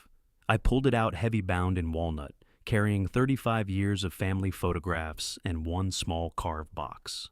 Back in the dining room, I could hear voices. What is he getting? I don't know. Dad, we need to finish this. Then Willa's voice quiet. What's going on? I stood in the bedroom holding the album, thinking of Cecile, thinking of 40 years of marriage and 3 children and 8 weeks of testing and the moment that was almost here. I walked back to the dining room. Decker was on his feet, Colt too. Both of them turned toward the hallway. I crossed to the table and set the album down right beside Decker's house sale contract, the album they had thrown away that morning. Decker stared at it. That's the old photo album, Colt said. I threw that out this afternoon. I got it from the trash, I said. Decker looked at me, then at the album, confusion plain on his face. Dad, what are you doing? We need to sign the contract. What does an old photo album have to do with... The front door opened. Clifford Beckley walked in, carrying his briefcase right on schedule, 6:45 p.m. Good evening, Clifford said. Sorry I'm late. Decker spun around. Who is this? He asked. Clifford Beckley, I said. My lawyer. The room went very quiet. I stood at the head of the walnut dining table, with my hand resting on the album I'd made 35 years ago. Decker had called after me. What are you getting, Dad? I was getting the truth. Clifford set his briefcase on the side table and gave me a nod. Right on time. Everything is planned. I opened the album on the table, the one I'd made 35 years ago when Decker was born, the one they'd thrown in the garbage that morning, like it was worthless. Nestled between photographs of high school graduations and wedding days sat the small carved box I'd finished on Friday night. Cecile's name cut into the lid. I lifted the box out and placed it on the table. This album... I said, the 3 of you threw it in the garbage this morning, along with your mother's memory box. Decker stared at the box. The color had drained from Colt's face. I opened the lid. Inside lay 2 things, a photograph of Cecile in the workshop smiling, and beneath it a white piece of paper printed with numbers. I took out the paper and unfolded it slowly. Powerball lottery ticket. 6 numbers. November 6th, 2023. Decker leaned in, squinting. What is that piece of paper? He whispered.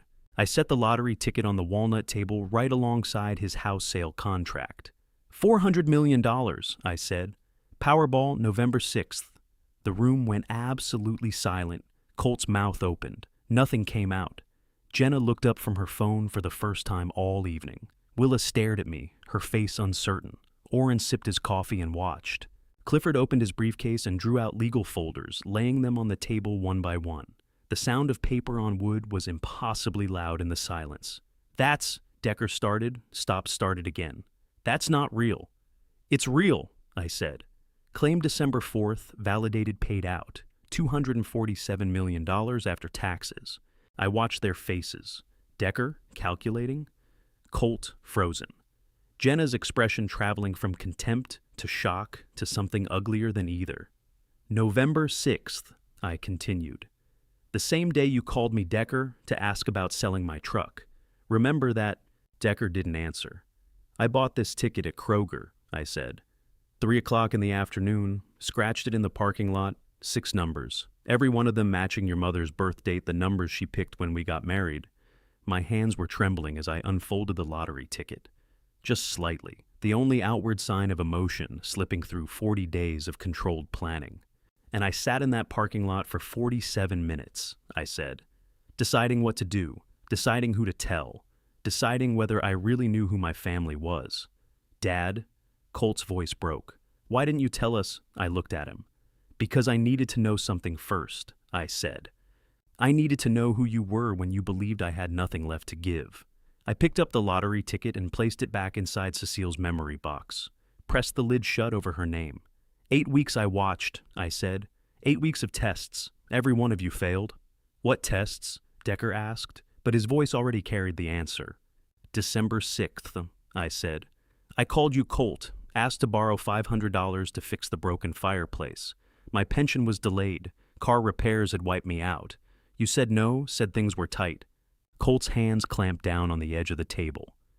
"That same weekend," I went on, "you were up at Gatlinburg Luxury Resort, posting pictures on Instagram. Things were tight, you said." "And you, Decker," I said, turning to my eldest, "December 10th, you should have been beside me helping plan Cecile's memorial service. Instead, you were on a consulting trip to Gatlinburg. A business trip, you called it. A resort vacation, while I sat alone, trying to figure out how to honor your mother's memory." Decker's mouth started to open. I didn't give him the space. "Jenna," I said, shifting my eyes to my daughter-in-law, "you worked this neighborhood like a rumor mill. Told Dorothea Calder I was dying. Told Floyd Stanton the doctor had given me weeks and not months. Told the Kowalskis I wouldn't last the winter. Death talk, all of it designed to push me into signing papers before I could think straight." Jenna's face had drained of color. "And Willa," I said, my voice dropping, "you sold your laptop, the computer you needed to finish your thesis, sold it to buy groceries and medicine for your supposedly struggling father." Willa was crying now, quiet tears sliding down her face. I thought of Cecile tucking photographs into this album over the years, her handwriting on the backs of pictures, her patient way of keeping our family's story straight. She had made this album a record of who we were. Tonight it held the record of who we'd become. "January 4th, I said. "A fake foreclosure notice. Someone had it made wrong, font-invented bank address built to frighten me into signing." "We didn't," Colt started. "January 8th, I continued. "Waiver agreements, the two of you signed them in under 10 minutes. Didn't read past the first page, didn't pick up the phone to call a lawyer, just signed, because you spotted the words not responsible for Dad's debts and figured you were covering yourselves." Clifford drew 2 documents from his folder and laid them on the table. "Those waivers," I said, "also surrendered every right. You had to contest my will, to interfere with property decisions, to challenge any financial arrangement I made permanently. You gave that away for protection from debts that didn't exist, owed by a father sitting on $400 million. The dining room clock ticked loud, relentless. "You didn't need to know about the money," I said. "You only needed to show you gave a damn about your father. $500 for a fireplace. A phone call during funeral planning. Simple human decency. That was the whole test." "Dad," Decker said, his voice starting to crack. "We didn't know. If you'd known I had money," I said, "you would have acted differently. That's exactly the point. I had to see who you were when you thought I was poor and struggling and on my own." Silence settled over the dining room. Willa was crying into her hands. Decker and Colt couldn't bring themselves to look at me. Jenna stared at the lottery ticket, the way you'd stare at something dangerous. Clifford opened the first legal folder.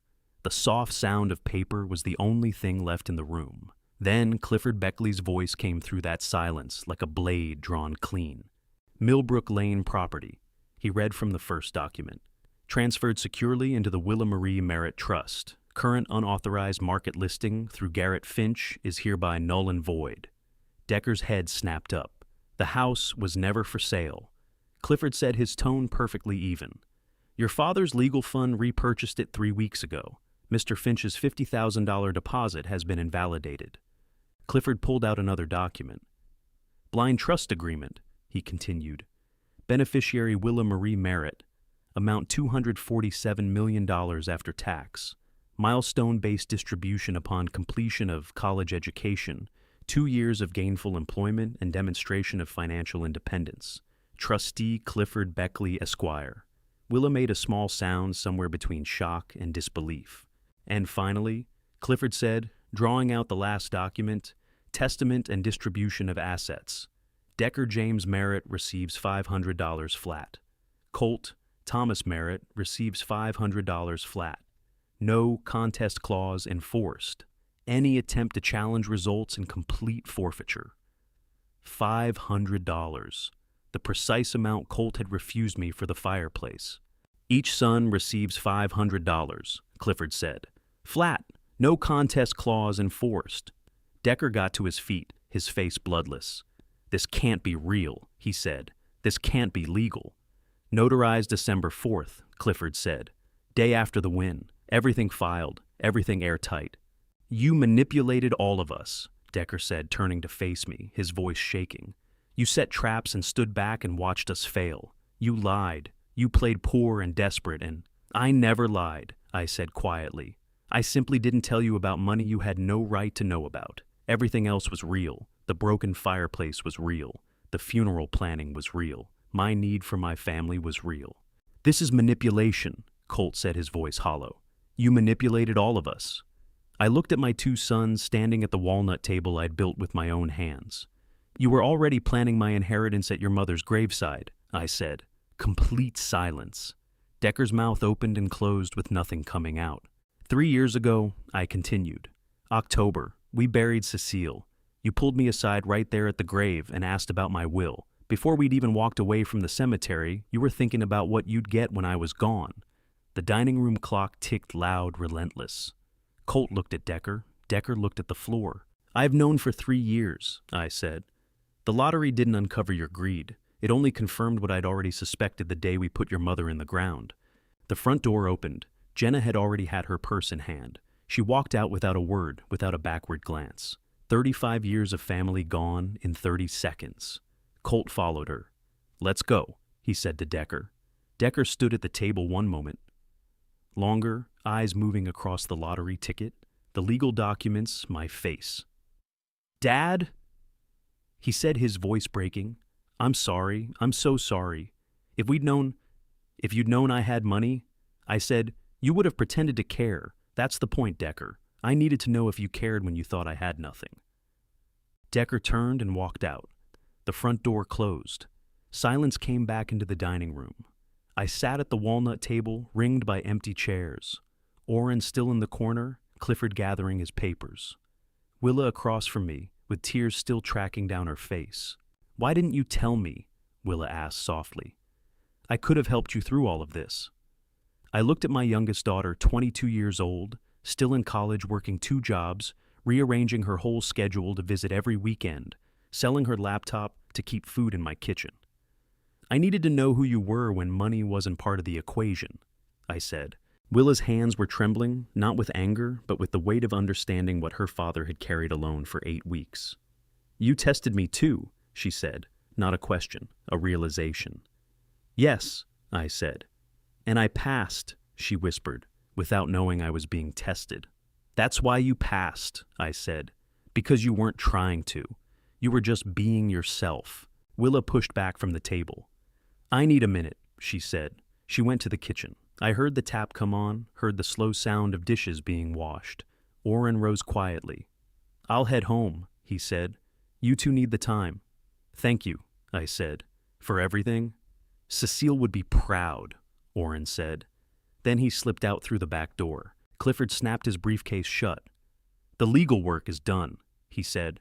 Everything's protected. Willa's trust, the house, your assets. They can't reach any of it. Thank you, Clifford, I said. I kept my promise to Cecile, he said simply. And then he was gone too. I sat alone at the walnut dining table. 7 chairs, 1 occupied. 6 empty seats where my family had been sitting just minutes before. Decker's chair, Colt's chair, Jenna's chair, all empty now. From the kitchen came the sound of running water, dishes being washed slow and methodical, the same unhurried way Cecile used to wash dishes on Sunday nights after family dinners. Willa was doing it exactly like her mother had. Same rhythm, same care. working through grief and shock and revelation, the only way she knew, through her hands, through purpose, through love. I sat at the walnut table and listened to the water run, listened to my daughter find her way back to steady ground, the way Cecile always had. The lottery ticket rested in the memory box. The legal documents sat in neat stacks. Decker's house sale contract lay forgotten beside them. $400 million had bought me the truth. It had cost me 2 sons. It had given me 1 daughter, worth more than all of it combined. In the kitchen, Willa turned off the water. I heard her dry, her hands heard her draw a slow breath. Then she walked back into the dining room and sat down across from me. "Tell me everything," she said quietly. "From the beginning. I want to understand." So I told her. I told Willa everything that night. The lottery ticket, the 8 weeks of testing, every phone call, every refusal, every moment I'd put on record. 2 weeks later, my phone rang at 7 a.m., Decker's name on the screen. I let it ring 3 times before I picked up. "Dad." Decker said, his voice worn down. "Can we talk?" "We're talking," I said. "I mean really talk, not over the phone. Can I come by?" "No," I said. "Dad, please. I know what we did was wrong. I know we didn't pass your test, but I'm your son. Doesn't that mean anything?" I looked at the walnut dining table, the vacant chairs where Decker and Colt and Jenna had sat 2 weeks before. "We talked at the dinner table," I said. "You had your chance." "I wasn't ready then," Decker said. "I was in shock. I didn't understand any of it. I need to explain myself." "There's nothing to explain," I said. "I saw who you were when you thought I had nothing. That's all I needed." I hung up. He called again the next day. I gave it 30 seconds, then put the phone down. 3 days after that came another call. This time he apologized, said he'd been selfish, said he understood why I'd set the tests, said he wanted to make things right. I hung up after 2 minutes. The calls kept coming after that. Sometimes reasoning, sometimes apologizing, sometimes both at once. And some nights I wavered. Some nights I sat at the walnut table, staring at those empty chairs, and thought of Decker at 5 years old, just learning how to hold a hammer. Thought of Colt at 3 perched in the workshop, watching me work the wood with a hand plane. Remembered being their father back when they were children, who needed me before they became men who added up my worth. On those nights I had to pull myself back to the dinner, to Bowen saying "sir," because no one had ever taught him his grandfather's name. Back to the cemetery where Decker had asked about my will, before we'd even walked away from Cecile's graveside. Back to 3 years of suspicion, confirmed by 8 weeks of hard evidence.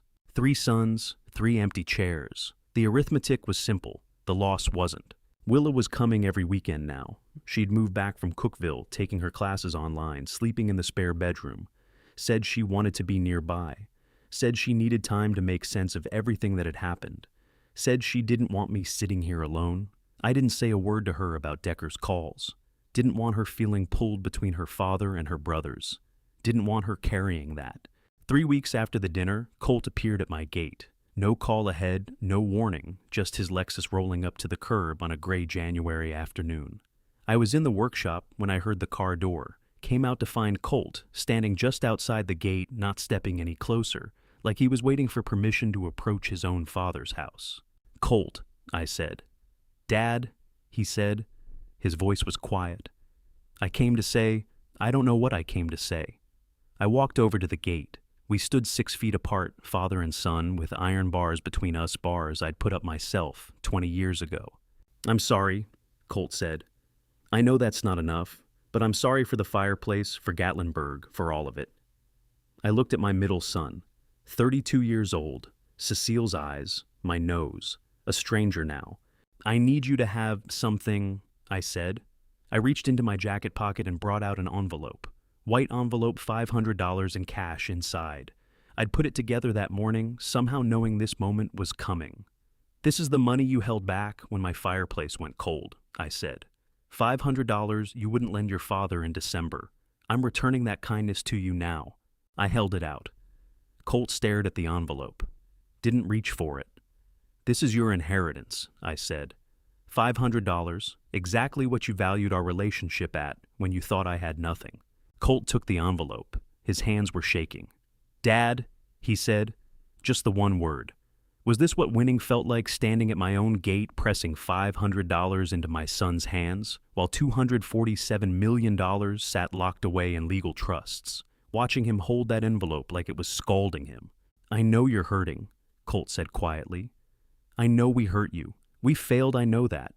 But you hurt us too. You put us in a position to fail, and then you watched it happen." "I gave you chances to pass," I said. "Every day for 8 weeks. All you needed to do was care about your father more than his money." Colt looked down at the envelope. "Is this it?" he asked. "Is this all that's left between us?" "And that's your call," I said. "You can keep calling, keep apologizing, keep trying to repair what's broken. Or you can accept what you signed and get on with your life." "What do you want me to do?" "I honestly don't know," I said. "I don't know whether I want you to keep trying or whether I want you to leave me in peace. I don't know if there's anything left worth saving, or if we're just dragging the grief out longer." Colt stood at the gate holding $500 and looking at me like he was seeing his father for the first time. "I loved Mom," he said suddenly. "I know you don't believe that, but I loved her. I miss her every single day." "Then you should have honored her memory by looking after her husband," I said. Colt's face crumpled for just a moment. Then he gathered himself, gave a slow nod, and turned back toward his car. I watched him go. His taillights faded down Millbrook Lane. I stood at the gate holding nothing, wondering whether I'd needed Colt to say what he said, wondering whether an envelope full of cash would teach him something or just sharpen his resentment. No answer came. I walked back into the workshop and lifted the handplane, the one Cecile had given me for our 10th anniversary, the one Decker had once wanted to list on eBay. I had won. I'd protected myself, laid the truth bare. But standing alone in that workshop on a cold January afternoon, the victory felt hollow. The test had done what it was supposed to do. The cost was everything. The cost was everything. But 4 weeks after the dinner, Decker's car pulled up to the Millbrook Lane gate with Bowen in the passenger seat, and I learned that sometimes everything doesn't leave room for hope to get through. I was in the workshop when I heard the car door, came out to find Decker, standing at the gate, one hand resting on his 7-year-old son's shoulder. "Dad," Decker said, no preamble, no explanation. I walked to the gate and looked down at Bowen, dark hair, Cecile's nose, my grandson who didn't know my name. "Hello," I said, crouching down to his level. Bowen glanced at his father, then back at me. "Hello, sir," Bowen said. Decker's face shifted. He looked at Bowen, then at me, then back at his son. He hadn't heard it before. All those months of keeping Bowen at a distance, he'd never once heard his own boy address his grandfather like a stranger. I watched the understanding move across Decker's face, watched him grasp what he'd taught his son, through absence what he'd taken from Bowen, by keeping us apart. "My name is Walter," I said gently to Bowen. "You can call me Grandpa if you'd like, if that's all right with your dad." Bowen looked up at Decker. Decker's throat worked. He gave a slow nod. "You can call him Grandpa," Decker said quietly. Bowen looked back at me. "Grandpa," he said, trying the word out, feeling the shape of it. One word. It couldn't mend what had broken between Decker and me. Couldn't undo 3 years at the cemetery, or 8 weeks of testing, or 40 days of the documented failure. But it opened something that had been shut, left a door unlatched that might lead somewhere one day. "That's right," I said. "I'm your grandpa. Your dad's mom was Grandma Cecile. She would have loved to meet you." Bowen nodded gravely the way children do, when they understand that something matters, and they want you to know they're keeping it. Decker stood at the gate, watching his son and his father have a conversation they should have been having for 7 years. "I won't stay," Decker said at last. I wanted Bowen to know you, even if you and I can't, even if we're not." He stopped, couldn't find the words for what we weren't anymore. "Bowen is always welcome here," I said, straightening up. "You know that. He's innocent in all of this." Decker nodded, blinked hard. "Thank you," he said. They left. But before Decker's car turned off the lane, Bowen twisted around in his seat and waved at me through the rear window. I waved back. I latched the gate behind me, not a reconciliation with Decker, not a forgiveness of what couldn't be forgiven, but a door left open for an innocent child who deserved to know his grandfather. 3 weeks earlier, Willa had been sitting in Cecile's old workshop chair, watching me build the bookshelf I'd promised for her apartment. She'd gone quiet for a long stretch, just watching the same way Cecile used to spend Sunday afternoons in that chair. Finally, she asked the question, Do you regret it? I set the hand plane down and looked at my youngest daughter. Regret what specifically? All of it, Willa said. The whole thing, the test, the dinner, shutting them out. I gave it real consideration. No, I said. Not when it comes to Decker and Colt. I had to find out who they were at their core, and I found out. There are nights I question the way I went about it, the secrecy what they called manipulation, but knowing the truth that I'll never apologize for. I lifted the walnut board off the sawhorse and turned it in my hands. And you, I said, I have no regrets about you, not a single one. You're the one fixed point I have. Willa let the silence sit another moment. I don't regret it either, she said finally. That's a hard thing to admit out loud. My brothers are out of my life, and I can't say I wish it were different. But I had to know too. I had to see what they were really made of. The workshop held the particular smell wood shavings and cold air, and something that felt strangely like a fresh start. Same bench, same tools. Different everything else. There's a conversation I want to have with you, I said. The trust Clifford built for you, it goes beyond tuition. There's room in there for something with real reach, a foundation. Help other students who are where you were. How much room? Willa asked, measuring her words. Enough for a scholarship fund, I said. I wanted your opinion on what to call it. Willa turned toward the window. Outside Cecile's garden sat under a foot of snow, untouched since the autumn she died. Cecile's Fund, I said before Willa could answer. That's the name, her name attached to something that lifts people up, something worth leaving behind from all of this. Willa dipped her head. A long pause followed. Then she rose from Cecile's old chair, looked around the room slowly. Where's the broom? She asked. Pardon, the broom, she said. There's sawdust everywhere. Where do you keep it? I nodded toward the corner cabinet, the same spot Cecile had used for 2 decades. Willa crossed the room, opened the cabinet door, took the broom out and got to work. No one told her to. No one had ever pointed her to that cabinet. She just clocked what needed doing and did it, same as she'd tackled the fireplace without being invited. Same as she'd arrived every weekend with bags of groceries, same as she'd parted with her laptop, so her supposedly broke father could eat. Willa Merritt, 22 years old, working a broom across her dead mother's workshop floor on a gray January afternoon. I watched without moving. Slow, deliberate strokes, Cecile's rhythm, Cecile's patience. February light pressed through the glass the way it always had when Cecile stood at that bench cold and bright, carrying a promise of spring still weeks away. Willa gathered the dust into a pile, moved it into the dustpan, tipped it into the bin, returned the broom to its hook in exactly the spot Cecile had always hung it. Then she looked over at me. What? Nothing, I said. Just thank you, for the floor and for everything else. Willa's smile came out small, a little sad, and full of a kind of knowing that shouldn't belong to someone her age. She settled back into Cecile's chair and cracked her textbook open. I went back to the bookshelf. The workshop filled up with the sound of the hand plane dragging across grain, the soft rustle of pages. February wind pressing at the glass. This was family now, not the version I'd been handed at birth, not even the one I'd spent decades building, but the one that had survived 40 days of watching people choose who they really were. Smaller, quieter, truer. The letter showed up on a Thursday in March, wedged between a water bill and a seed catalog I had no memory of ordering.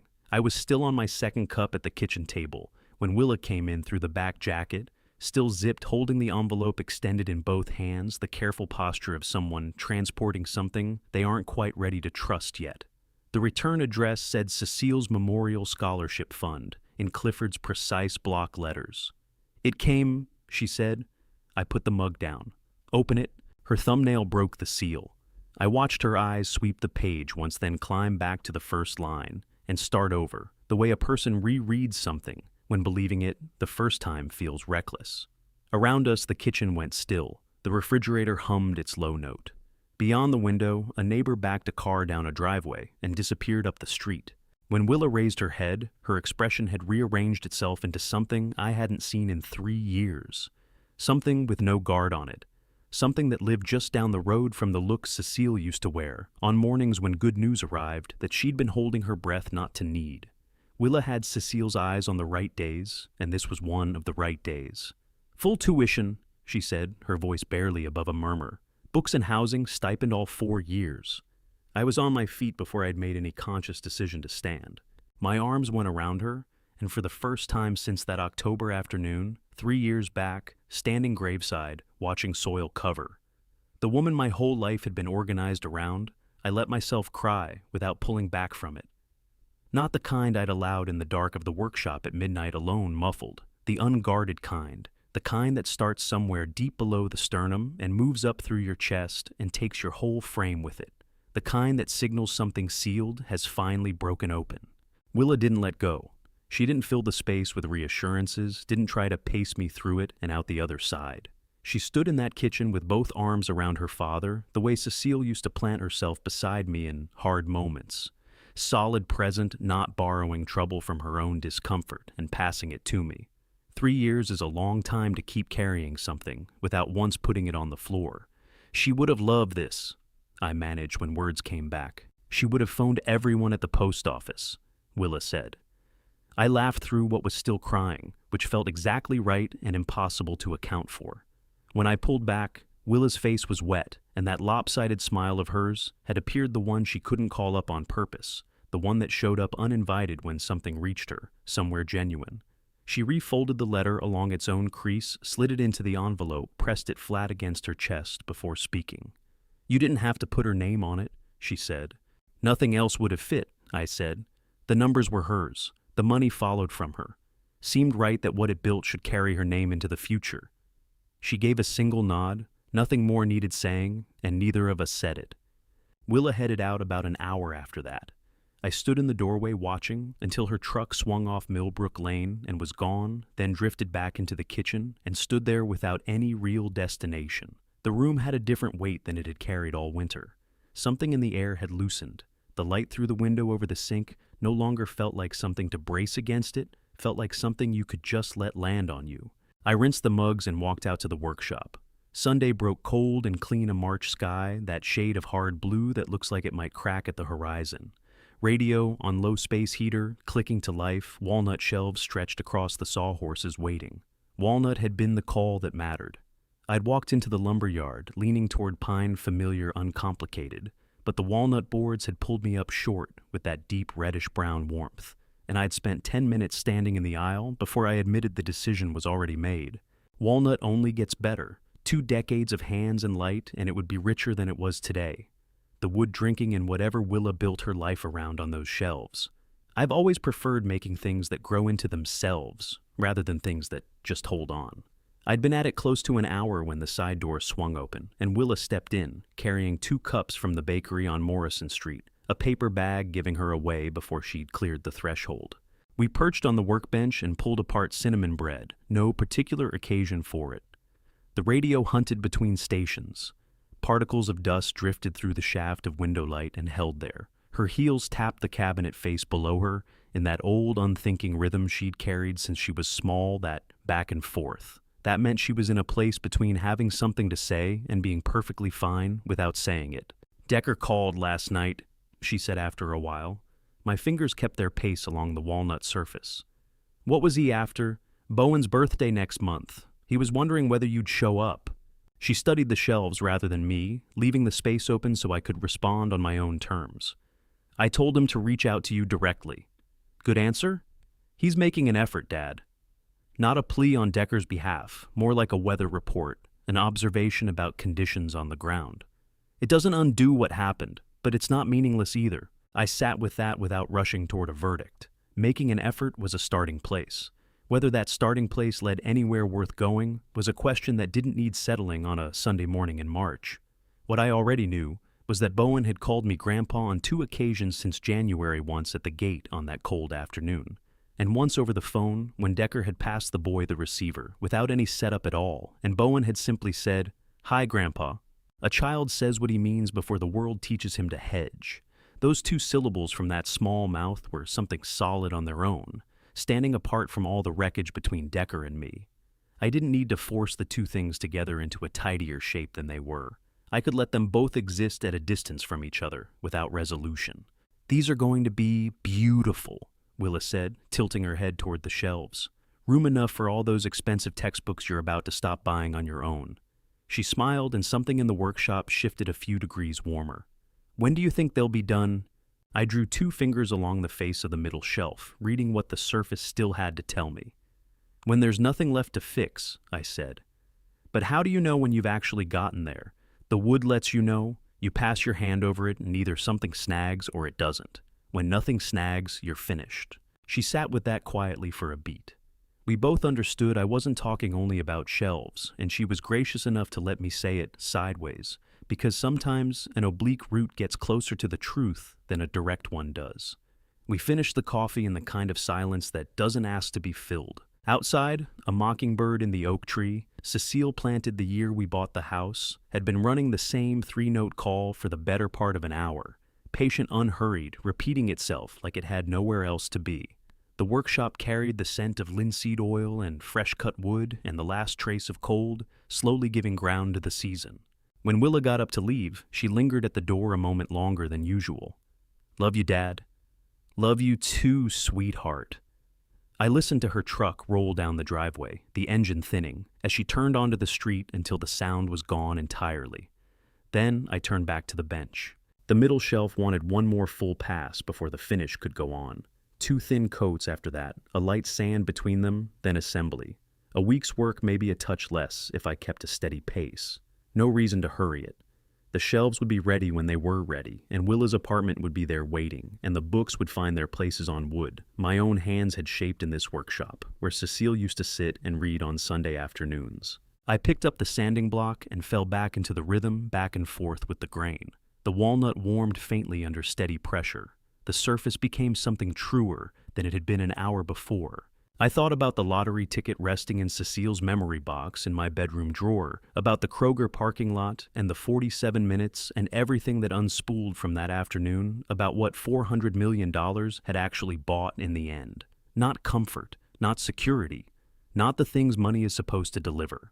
The truth about my family. The knowledge of who arrived when arriving cost something. The certainty that one daughter is worth more than all the rest of it combined. Some days that certainty is the only thing you need. So, that's where it ended. Or maybe where it began, I'm still not entirely sure which. A $400 million Powerball jackpot, 8 weeks of quiet watching, and a January dinner that took apart everything I thought I'd built. What it cost me was 2 sons. What it gave me was one daughter who had been passing the test her whole life without knowing there was one.